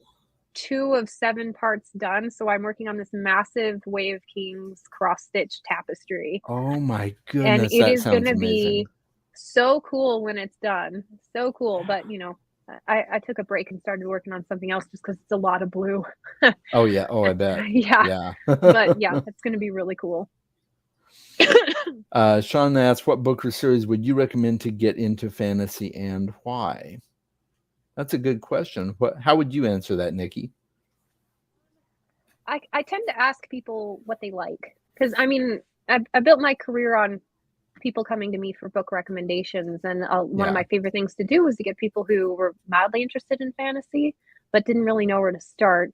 One of the most accessible books that I've had success recommending is Homeland by R.A. Salvatore. It's the first Legend Oh of Drizzt book yeah. because it's not a huge commitment, and there's a lot of sword play. Like a lot of people like the action scenes, and there's a lot of really dynamic sword play in that one. And Mhm. it's one that I've had a lot of success recommending because of that. And so that one's a good one. Personal favorites, like I want to throw out like all of my favorites at them, but you can't hand someone Way of Kings and be like, Oh here you go. yeah, no. Like start with this, but like Yeah, those are Way of my Kings favorites. But especially, I would never recommend to a new fantasy yeah. reader. I find That was my yeah. least favorite of the series. Oh really? Oh Yeah. man. Yeah. I love it. I haven't really thought about ranking too much, but I think it was my second favorite. I think Words of Okay. Radiance was my first, but Yeah. um but anyway, so people who like um well nowadays because it kind of changes a little bit, but say everybody was coming in wanting more things like Wheel of Time. So David Eddings was a safe recommend because they're shorter books and they have kind of the similar feel, a good cast of characters, very similar cast of characters, like Polgara and Marianne. No, anyway, the main sorceress in Wheel of Time were very similar. So yeah, that Mhm. that was a good crossover. But nowadays, I'd hand them James Islington's The Shadow of What Was Lost. I've been hearing good things about It's a that good one. one because it's got that really cool classic fantasy feel, but then it kind of takes it into a modern era, like a modern plot, if you will, where Mhm. there's a lot more dynamics and everything. Maybe a few too many dynamics, if I'm totally honest, but it's still a fun read. But yeah, it's all about just kind of getting a feel for what they've read, what they've watched, what they've liked. So the answer changes like whoever I'm talking to. I Yeah. do love recommending when I read a book and I'm recommending it, I always take into account mass appeal. So, Mhm. yes, I could recommend quite a few to established fantasy readers. They'd love it. But for mass appeal, ones that I could hand to the customer, that's why The Waking Fire, the Draconius one, has been one of my favorites to recommend, just because I feel like it has the most mass appeal of all the things that I love to read. So, That's cool. That's good to know. but yeah, I it's so hard to recommend. It But is. Yeah, because you have to know something about somebody to really, yeah. yeah, and you gotta have a conversation with them, but the awesome thing is when they come the what started my other books you might like section, and I've been doing it in reviews for years, is because Mhm. people would read the book I handed them and then come back and be like, "What else do you got for me? I love that one." I'm like, "Oh, crap." Like, Yeah, I "I love never that thought I'd feature about your see you again." reviews. Thank you. That Yeah, that it's you yeah, that's a great feature. I don't see that talking about unique features of your BookTube videos. I don't see that style of reviewing on BookTube. So, thank you. yeah. Yeah, I find it really helps. I love that even if you haven't read the book I'm talking about, if you can see what my other books you might like, then you can see you could see if it would work for you based on those. Or vice versa. If you have read the book I'm talking about, then great. Here's a couple more that might work for you too. And so that's very much part of my book selling culture coming to play on that. But yeah, what about you? What would you hand to someone? Oh yeah, a good question. Now, I have not read the Drizzt books, although that's been on my list. So I'm glad you mentioned that one. For me, I would say, well, Sean brought up The Hobbit. That's definitely one I That's a would good one. recommend. Yeah. Um, Yeah, because it's depending a on the standalone-ish, like you don't have to read on, and yeah, that's a good one. exactly, and depending on the reader, I would recommend the Mistborn Era One. Yes. Yeah. Specifically the first book, because the first book actually stands on its own quite well. So Yeah. even if you don't read the rest of the series, book one is a great standalone. I agree. So Yeah. that one, and I always recommend Ocean at the End of the Lane to people because it's so short and it's quirky and it's weird and it's cerebral and atmospheric. It's just got so many great things that I think can appeal to a lot of different readers. So that I saw an interesting one here. Josh says one of Guy Gavriel Kay's books. That's interesting to me because I've heard that very much dependent on the reader as to whether they will like or hate Guy Gavriel Kay. But I really wanted to read his, Sean DNF Fienbar. If I'm not mistaken, a lot of his books are historical fiction. Yeah, I've heard that. And if I'm not mistaken, a lot of them are standalones, so you can really dive in at any point. And I have heard very mixed reviews on both of those. The reason I haven't read them, my mom had a whole bunch and she read them and she was just like, yeah, they're okay. Yeah. So, my mom says that about some of my all-time favorite books. So I'm like, I don't know what to think anymore. But yeah, he's on my list eventually. Yeah, he is on mine too. I'm probably going to start with Tagana or The Lions of Alrestar. I haven't decided which. I've heard that Tagana is more fantasy than any of his other books, so I'll probably go with that one first. Yeah. Because historical fiction. Oh, go ahead. Oh, you first. Oh, you sure? Okay. Yeah, go ahead. I was just going to say historical fiction is kind of hit or miss for me. I read The Winter King by Bernard Cornwell last December, and it was okay, but it was really a slog for me at points, and I ended up not really enjoying it that much. And then Alan got me into the audiobooks for the other books, and I recently read Enemy of God, the audiobook, and I'm like, oh my goodness, this was amazing. So much better. That's good. So historical fiction is hit or miss for me. So I want to read something that's more fantasy to start off with Guy Gavriel Kay for that reason. That makes sense. Yeah. And I've always I've always been a reader who, like, I read to escape reality. And for me, I need a strong fantasy draw. And that's been really important to me. So I've dabbled in historical fiction, but to me, I'm like, even if I read a fantasy like Poppy War that was really enmeshed with lots of actual historical components, or even something silly like His Majesty's Dragon that was kind of a take on the Napoleonic War, but as long as it has a fantasy element, then I'm enjoying the ride. I'm about halfway through 1,000 Names by Django Wexler. I saw that in the comments on there. Oh, yeah. Sean mentioned that earlier. I forgot to bring that one up. Yeah. And for me, that one, I'm halfway through the first book. I know there was a little bit of magic in the prologue, but it's almost completely a military fantasy.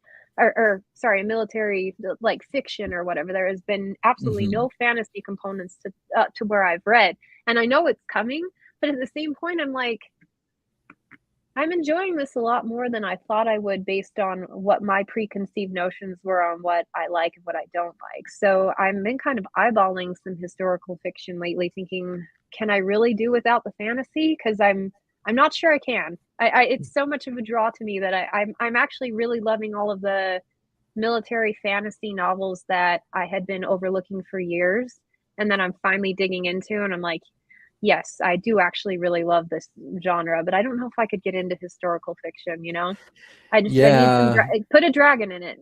and then I can read There it. you But go. yeah. Exactly. I think that I think that if you haven't read the Warlord Chronicles, the Winter King and Enemy of God and Excalibur, it's kind of a historical fiction take on King Arthur. Yeah. Sean says here that there are so many difficult names to pronounce. They do use the original Welsh names to put it more of in a historical setting, but that wasn't what it was for me. It was just so different from the traditional Arthur stories that you hear about. Yeah. And that's what kind of killed the Winter King for me. Even though it was okay, it just wasn't a blow me away type book. Yeah. But with Enemy of God, like, I got so much more of what I wanted from an Arthurian story. There was so much more about Merlin, and you got the Round Table, and you got the betrayal by Guinevere, and all these different things. Yeah. And it just felt more Arthurian to me. So I think that's why I liked book 2 better. Helped. But that might be a series you might want to try. I would recommend it for sure. It occurred to me, I've heard that his writing is superb. And in fact, of all the historical fictions I sold while as a bookseller, he was one of the more popular, which is kind of cool. Yeah. So the thing too, it was occurring to me while you were talking that one of the reasons I don't appreciate historical fiction as much as fantasy stuff is because to a degree, I know how it's going to end. Exactly. Like Arthurian lore, and that's why I don't enjoy fairy tale retellings in books, because I already know the story trajectory, and I find the discovery process is what I love most about reading. And so anything that takes away from that kind of lowers my enjoyment of the book quite a bit. And so that could be another reason why I'm not super gung-ho about it, but I've heard those are superb, absolutely superb as far as the writing style goes and everything. They are. And story. And brutal. I hear they're brutal. They are. They're quite brutal at times. And I have not read the Saxon series by Cornwell yet. I know they made a show at The Last Kingdom is based on that series, I think. Okay. But I haven't read it yet. And I hear that they are adapting the Warlord Chronicles. So that'll be I think that would make a good adaptation. But the Saxon series, I think, is like 6 or 7 or maybe 8 books long. So I don't know if I even want to get into it, but we'll see. I might. Commitment. Yeah. The audiobooks are definitely the way to approach this series, though, if you do get it. The narrator is fantastic. Like 10 years ago, I would have, well, probably more like 15 or 20, I would have told you I don't like any type of military fantasy. Like, I just am not interested in battles and tactics and everything. And that's my current favorite subgenre right now. So I'll never say never, because like it's your tastes evolve, and what happened, the problem was I had never read one that I'd liked up to that point, and so just slowly started reading more. Now that's all I can read. I've got so many on the list that I can't wait to get to.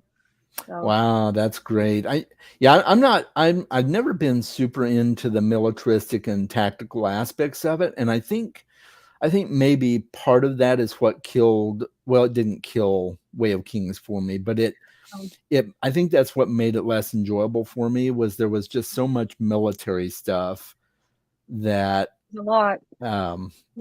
But I did like it. It's just not my favorite of the series, but yeah, that makes sense. And I think the draw to that one. No, go ahead. I think the draw for that one was just the grand world building. I had never read anything on that scale before, where they had changed the flora and fauna, and just it was so expansive to me that I'm like, this is so cool. It felt like, to me, the next evolution of fantasy at the time, as far as like world creation was concerned. And that, to me, like, one of my rating biases, I will always rate in favor of things with good world building. That, to me, even over character work, has been more important than anything else, because that's what I love reading for, is all of that discovery and take me to a new world. And so that the Way of Kings will always have a special place in my heart for that aspect of it. And it just kept getting better and better as far as the world building stuff in the Words of Radiance, Oh, absolutely. Yeah. Words of Radiance is a great book, and now with all of the Cosmere connections and Rhythm of War, I'm eating it up. Yeah. It's yeah. But I will say for Way of Kings, even though it wasn't my favorite, the cold open at the beginning of that book Oh, blew me away. yeah. That was Yeah, it was so good. great.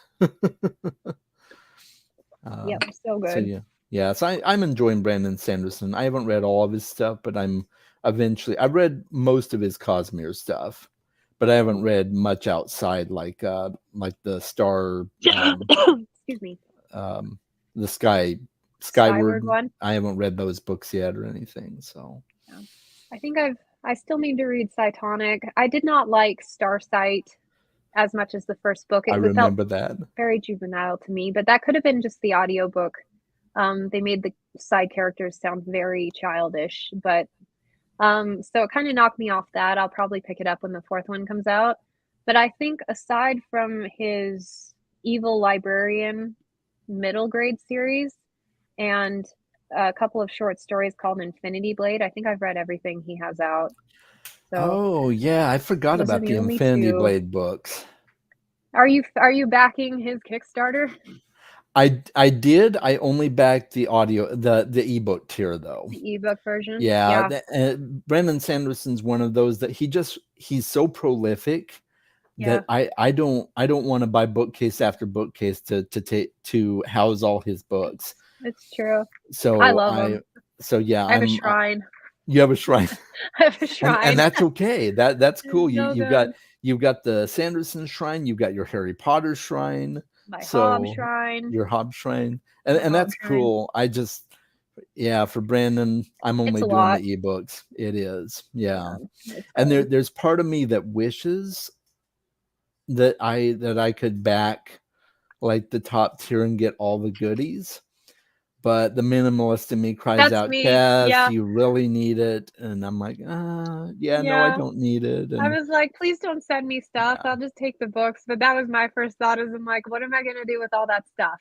Yeah. Like it's that I see those like monthly boxes that people get and they show all the swag that comes in it. And I'm like, that's just a nightmare for me. I wouldn't know what to do with the stuff. I mean, sure, you probably use and like some of it, but it seems like such a waste.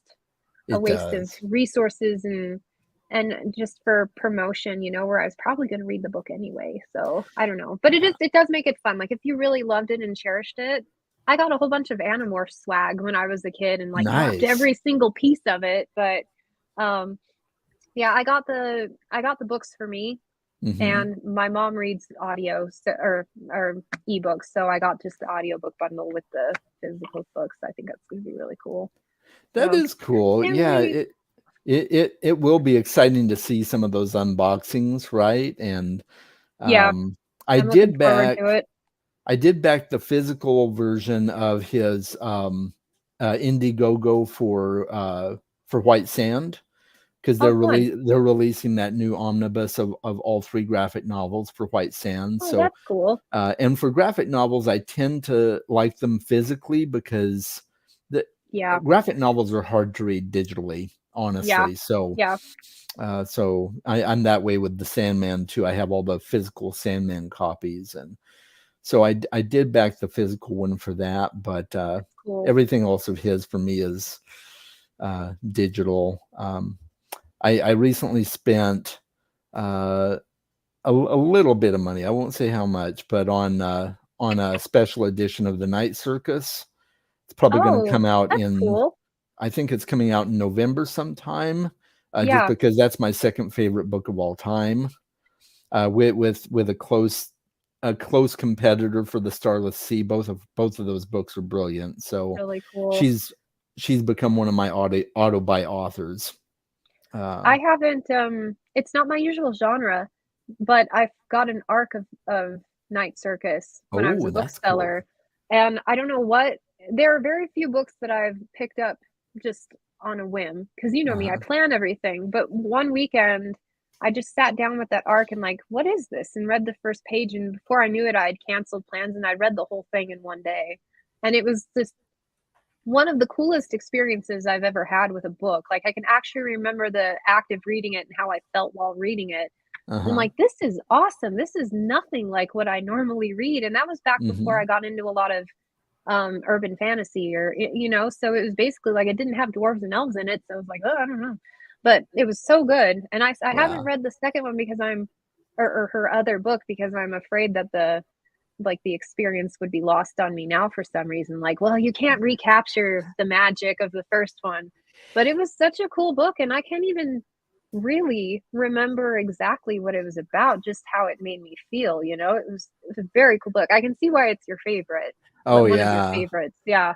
And the Starless Sea is right there. It's different than the Night Circus, but similar in some ways. And um, I would say, Sean, that it's kind of magical realism, but more on the magical side than the Yeah. realistic side. Yeah, like the publishers put it in the fiction category and not the fantasy category. And they did the Yeah, same thing with Discovery of Witches by Harkness. Like, and yeah, that's all marketing, but the it is. publisher thought it would appeal more to the fanciful fiction readers than the fantasy readers at the time. Yeah, for So for me, I think it fits much better in the fantasy category. I think it does now. I think back when it came out, there was not a lot like it. Like it was one of the first movers in its genre of, yeah. And I Yeah, don't even really have a quite a good pin on what magical realism is, yeah, but it's a very catch-all category, I think. something like that. But yeah, that one's one of those kind of more fluid ones that I could say you could see like regular old book clubs picking up Oh Circus who yeah, aren't normally absolutely. fantasy readers, and that's why I think they figured it would be a good crossover. So that Yeah. yeah.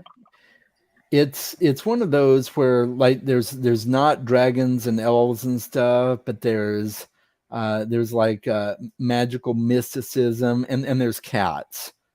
So, I and remember Starless cats. Sea has cats as well. So if That's you like funny. cats, I don't remember you the cats. yeah, yeah, That's yeah, funny. Yeah, yeah. Yeah, yeah, it's but in the night circus, it was the two twins who were training cats as part okay. of their act, Mm. and then in the Starless Sea, the the underground library has cats that live there and Ooh, roam the grounds, and it's great. underground library. I like that. I'm a cat lover, so anything with cats, I'll enjoy. So I was a so cat. I was a cat person until I got my first dog. nice. It's That's that's cool. what cured I, me I over. like But dogs, but I like other people's dogs. oh yeah, I don't see, and really know if I want to own one myself. I like as far as well, I shouldn't say own because I don't really own them. They're their own mhm. person. But Yeah, as far as having a companion, I prefer cats over dogs. that makes sense. I I I don't know. I had cats for years, cats growing up, all that, and yeah, it wasn't until I got my first dog where I realized I was a dog person. This is totally off subject, but No, that's or fine. fantasy stuff. But I had a couple of really old cats. Like I had them for like 16 years or whatever. Such Uh-huh. old kitties, the poor things, and they were mean. Like I Oh mean, they were no. just gosh, mean cats, and so They got old yeah, and I don't know. crotchety, huh? Yeah, it kind of burned me a little bit, but I can understand no, that. no, I like them, but yeah, it's and my mom's allergic to them. She let us have cats in the Oh, house even though she was allergic to them growing up, so that was very yeah. sweet of her. I'm But and allergic to actually, them too. yeah, yeah. See, that's the show of a true cat lover when you've got them, even though you're allergic. But yeah, If you like cats and steampunk set, yeah, yeah, that is a yeah. fantastic book. I have read that, I and like it. Raoul is one of my favorite characters in that book. The cats in that book are amazing. Yep, So they are good. yeah, so you did read that one as well. Yeah, I'm I hoping did. he's going to release another book in that series soon. That would be nice. Like Yeah. I love his Dresden. I love his urban fantasy stuff, but I mean, the Furies of Calderon. That first book was like, oh, I'm not sure about this. Kind of the same thing with Hobb, where I was like, this is cool, but I'm not sure. But the second one was one of my favorite books I've ever read, and Hmm. I loved the momentum of that series. That's really big for me. Is an author that can like carry that through and give you Hmm. like a really satisfying. So and I picked up Aeronauts Windless with that same hope in mind that it would be another one of those And I love nautical, like especially airships, but I love nautical Yes. stuff, anything that takes place on a ship, because I find in fantasy, I love politics in fantasy Hmm. and really fun dynamics between people. And when you're on a ship, you can't get away from each other. So the politics become even more like focused or whatever and brought out. Hmm. So yeah, I love ship books. And that one was a lot of fun. That one had a good sense of adventure and stuff. So It did, yeah. Have you read Terry Brooks at all? yeah. When I was a kid, I read Sword of Shannara, and I enjoyed it okay. It wasn't my favorite thing that I'd read. I preferred Feist at the time. Hmm. And so I read that one, and it was good. I read the whole trilogy over the Hmm. course of a year or so and enjoyed it. And then interesting, I kept meaning to go back to them, but I kept finding ones that I liked the author's writing a little bit more. And I Uh-huh. also I read them right about the time the first Lord of the Rings movie came out, and it struck me how similar they were. Hmm. So, especially with the very beginning of Sword of Shannara. So I have like a massive, beautiful collection of Terry Brooks hardcovers, but I have Hmm. just never made time to read them. And there was a show on Netflix, maybe not Netflix, it's on Netflix. Ooh, Well, yeah. it's funny. I watched the whole thing, and I'm like, I my memory sucks, but I'm like, I don't remember all of that stuff in that trilogy. I'm Right. like, where is all this? Like, what? This is really interesting world building here. What was that in the first trilogy? Yeah, it's because it's not the first trilogy that show was. Is it the Heritage that it's doing? It was adapting part of the first trilogy. It Okay, adapted Elfstones of Shannara, and okay, then and I in didn't. season two, it went its own direction and really didn't Okay, do much. The and I'm like, I don't only even remember the name of the character, and so that's why it's because it was so. So Yeah, it's different. The so only the different. only good part about that series was Al-Anon. The Manu Bennett is a fantastic actor, and he was perfectly Mhm. cast for Al-Anon. But But they were pretty other than cool. that, it was They a far WB'd cry it from up the quite a books. bit. They did. Yeah, yeah, they WB'd it, but They did. I keep meaning to continue it. It's one of those, like, ones that I feel like I should be reading, and I've always wanted to experience it, but I just haven't made the time, and that's actually the case with a lot of classic fantasy that I'm hanging on to, stuff that I would really like to get to at some point, but it's just not as interesting to me now. I like a lot more dynamic plots. I'm not a patient reader, so sitting back and enjoying the journey for the sake of the journey, uh, Hmm. usually there's gotta be a lot more complexity right now for me to be really engaged because I'm craving that like Joe Abercrombie, like just yeah, complicated brilliance going on, and the classic stuff just it feels dated. So Yeah, I can understand that. Some of it does. I still enjoy Terry Brooks. I haven't read the entire series. In fact, I stopped after I finished the Voyage of the Jewel Shannara. mhm. I haven't read beyond that yet, but I do plan to go back to it. I was gonna say, if you like airships, the Voyage of the Jewel Shannara, Oh, is among that. the Jewel Shannara is actually that's the name of an airship in that Hmm. series. I will say And the one thing the show did for me, the opening credits, they show like an apocalypse where all these mhm, like lines came down with different types of evolutions from this one apocalypse. And that intrigues me so much where I want to go back and read the prequels that he wrote that had to do with that breaking up of the world or whatever. Because I had no mhm, idea that this was a version of our world gone wrong. Like that yep. is so cool to me. And that's like rich world building that I'm craving. And someone recommended it starts with Running with Demons, the Void trilogy, the Yeah, the Word Word and the and Void Void trilogy. trilogy. Yep. They Hmm. like that one is very high up on my list. So when the mood strikes me to get back into classic fantasy, that's one of the first places I think I'll start is with those. And I got to get through my Dritz books. I'm like 10 books behind now, even though I was caught up at one point, and like just so many classic authors over here that I'm just sitting on. Like Anne McCaffrey, I've got a million of Hmm. hers, and I've only read like four of them. So no, six. Yeah, the Word and Void was originally just a standalone series, and then he eventually made that the the pre-apocalyptic world to Shannara, and then he tied it in with the Genesis of Shannara trilogy, Armageddon's Children and stuff, Yeah. and then that leads into the regular Shannara series. So yeah, I have not read the prequels yet, but I eventually want to as well. So Do you think I can skip ahead to the now as a completionist? What's As that? as a completionist, do you think I can skip ahead to the Gerald stuff, or would it wreck everything leading up to that point? You know, the nice thing about Terry Brooks, his trilogies are all like he breaks them up into standalone units.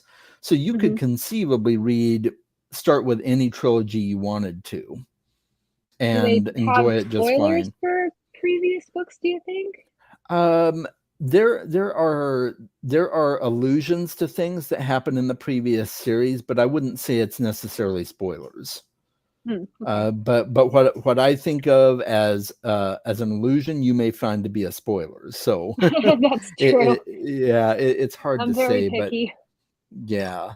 There were things that popped up in Jewel Shannara that I'm like, oh yeah, I remember that from a previous book. That But makes sense. That makes sense. I don't know as you would necessarily find it to be a spoiler or a minor I'm one at very that. interested in the airship. That's got me like, ooh, maybe I should bump those up the priority list a little bit. So Yeah, we'll see. it's really pretty cool the way that Terry Brooks wrote that. What are some of the having read so much now? What are some of the things that you look for in your fantasy books now? I mean, world building is a big one. So if someone can come out of the gate Yeah. with something I haven't seen before, that's huge. I look for writing style now more than I appreciate a unique writing style. I love it when I can recognize an author based on how they're writing. Like, Joe Abercrombie is a great example, but even like Sebastian de Castell's Great Code series, that's written with a very distinct, very overdone at first, but he relaxed into its style, and I thought it was really great. But it's one of those things where I really am very picky is not the right word, but I'm critical. I'm very critical about things that I read. And so if something isn't working as well as I think it should, I'll definitely point it out. But it's just a combination that for something to go from just being an okay, good fantasy to something that makes it on my all-time favorite list, the magic X factor seems to be that built momentum.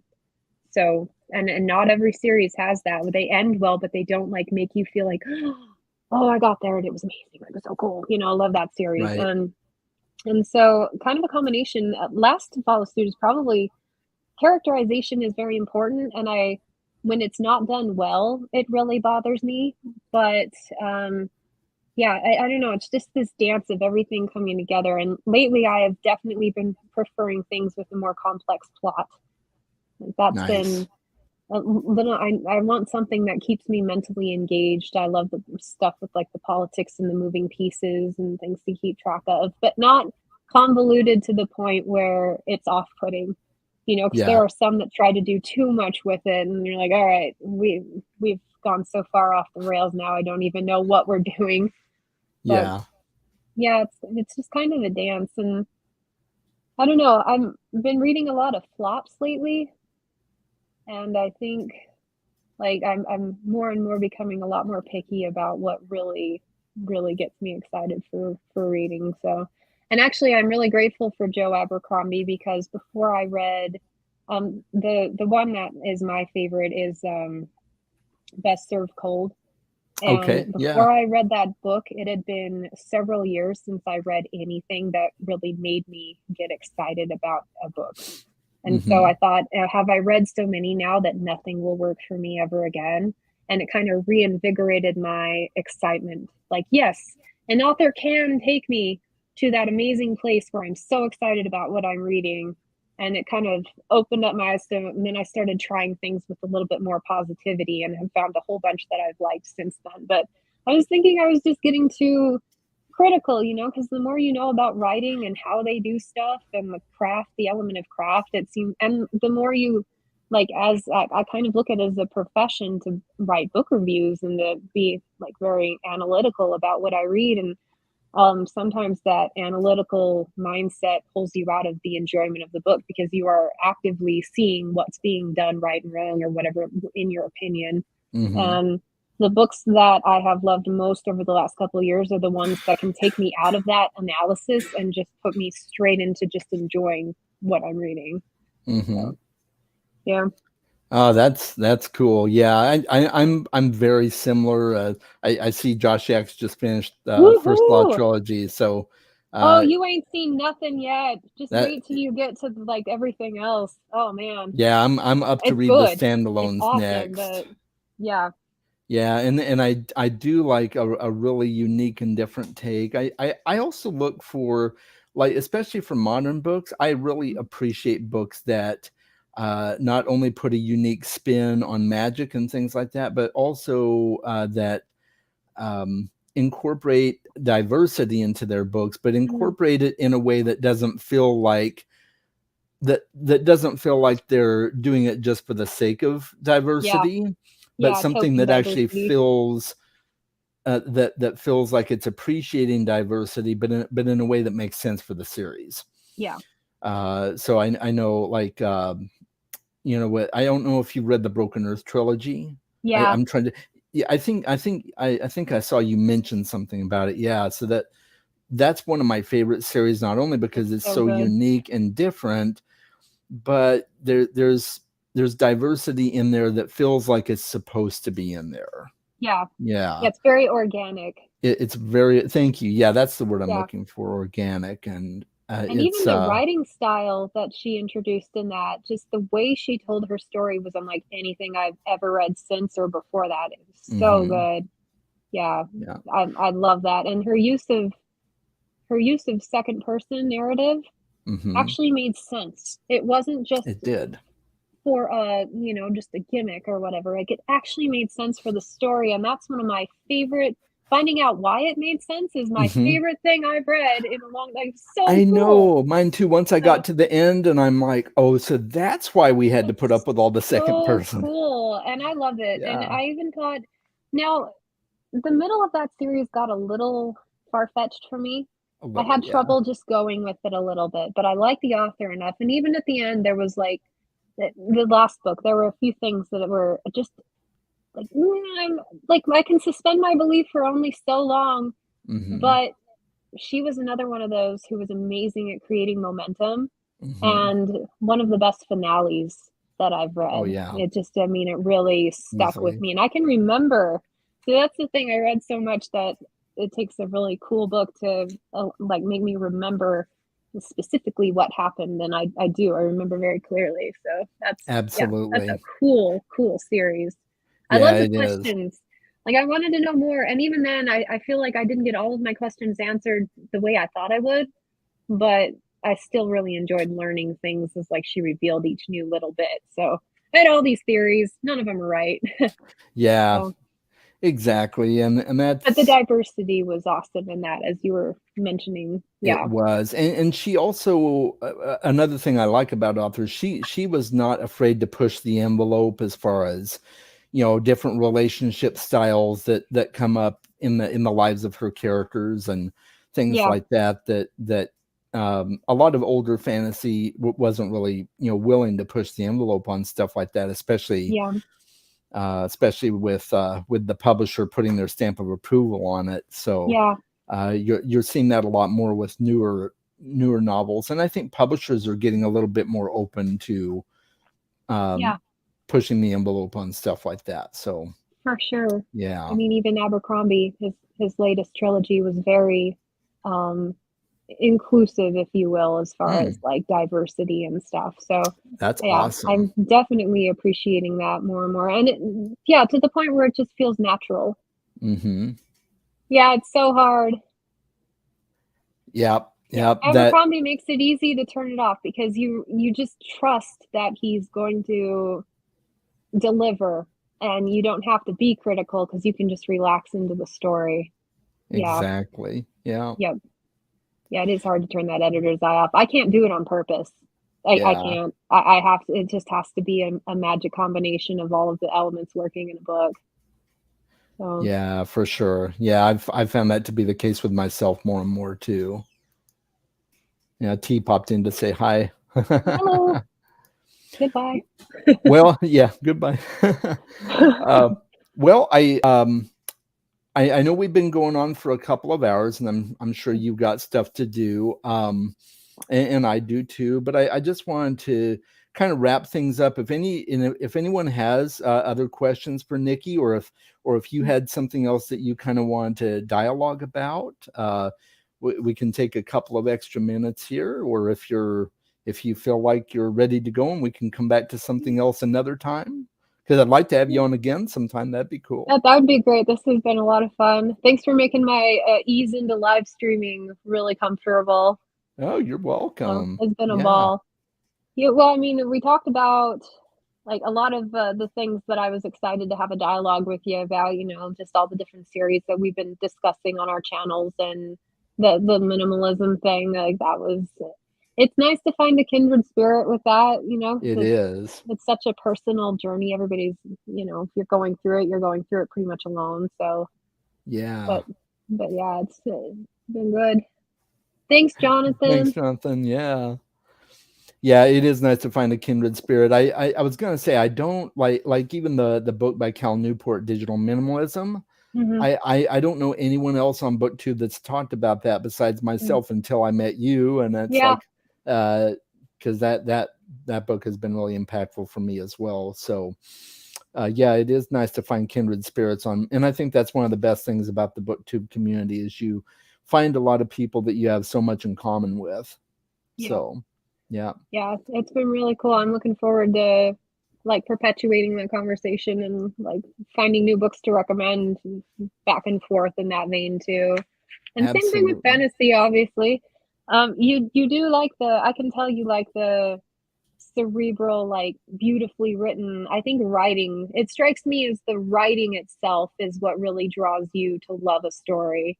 And I can Yes. definitely appreciate that. I need to get into Neil Gaiman. I've been meaning to, Yeah, but he's fantastic. If you do want a good place to start with Ocean at the End of the Lane. It's okay. probably the easiest book to get into. Some people don't like it, but the majority of people I've talked with say they really enjoyed it. So The ones that have been interesting me are I like people with special abilities in books. So like Good Omens or American Gods, both of those have yes. been, I think, probably higher on my interest level. Do you have a preference between the two? Are they standalones or? American Gods was okay for me, but it was my least favorite of Neil Gaiman's books. Oh, okay. I would probably go with Good Omens Okay. because you get a little bit of Terry Pratchett and Gaiman with that one. Oh, okay. Uh, Oh, yeah, I and forgot that was co-written. Neverwhere is really good as well. I would Oh, highly okay. recommend Neverwhere. Okay. It's quirky, it's weird, it it takes Alice in Wonderland and stands it on its head with a male protagonist, and just it's just Okay. it's very weird. I So like that. And I yeah. love Neil Gaiman himself. Like, you know how YouTube has those masterclass advertisements that pop on? Mm-hmm. When his comes up, I watch the whole advertisement. It's like 3 minutes long of him talking about the craft of writing and his process. And Yeah. I eat it up. So yeah, I'm like, I need to, and I've listened to a couple of his commencement speeches and like, I really just need to get into him. I just am intimidated that he's not for me for some Mm-hmm. reason. So we'll see. So I'm Yeah, well, looking forward I to it. hope you get to check him out more and find a book that resonates with you for him. And yeah, he'll always be my favorite author, or at least I think he will. I haven't found one to Cool. top him yet. So Well, and you're getting into Robin Hobb. That's my favorite right now. So, yeah, and Joe Abercrombie has made a strong case for himself too. Like, oh, hard to pick between because it's like apples and oranges. But yeah, I love Robin Hobb. And anyway, yeah, yeah. thank you for having me on. I appreciate Oh it. yeah, this has been amazing, Nikki. Thank you so much, and stick around for a second here after the stream, and we'll touch base.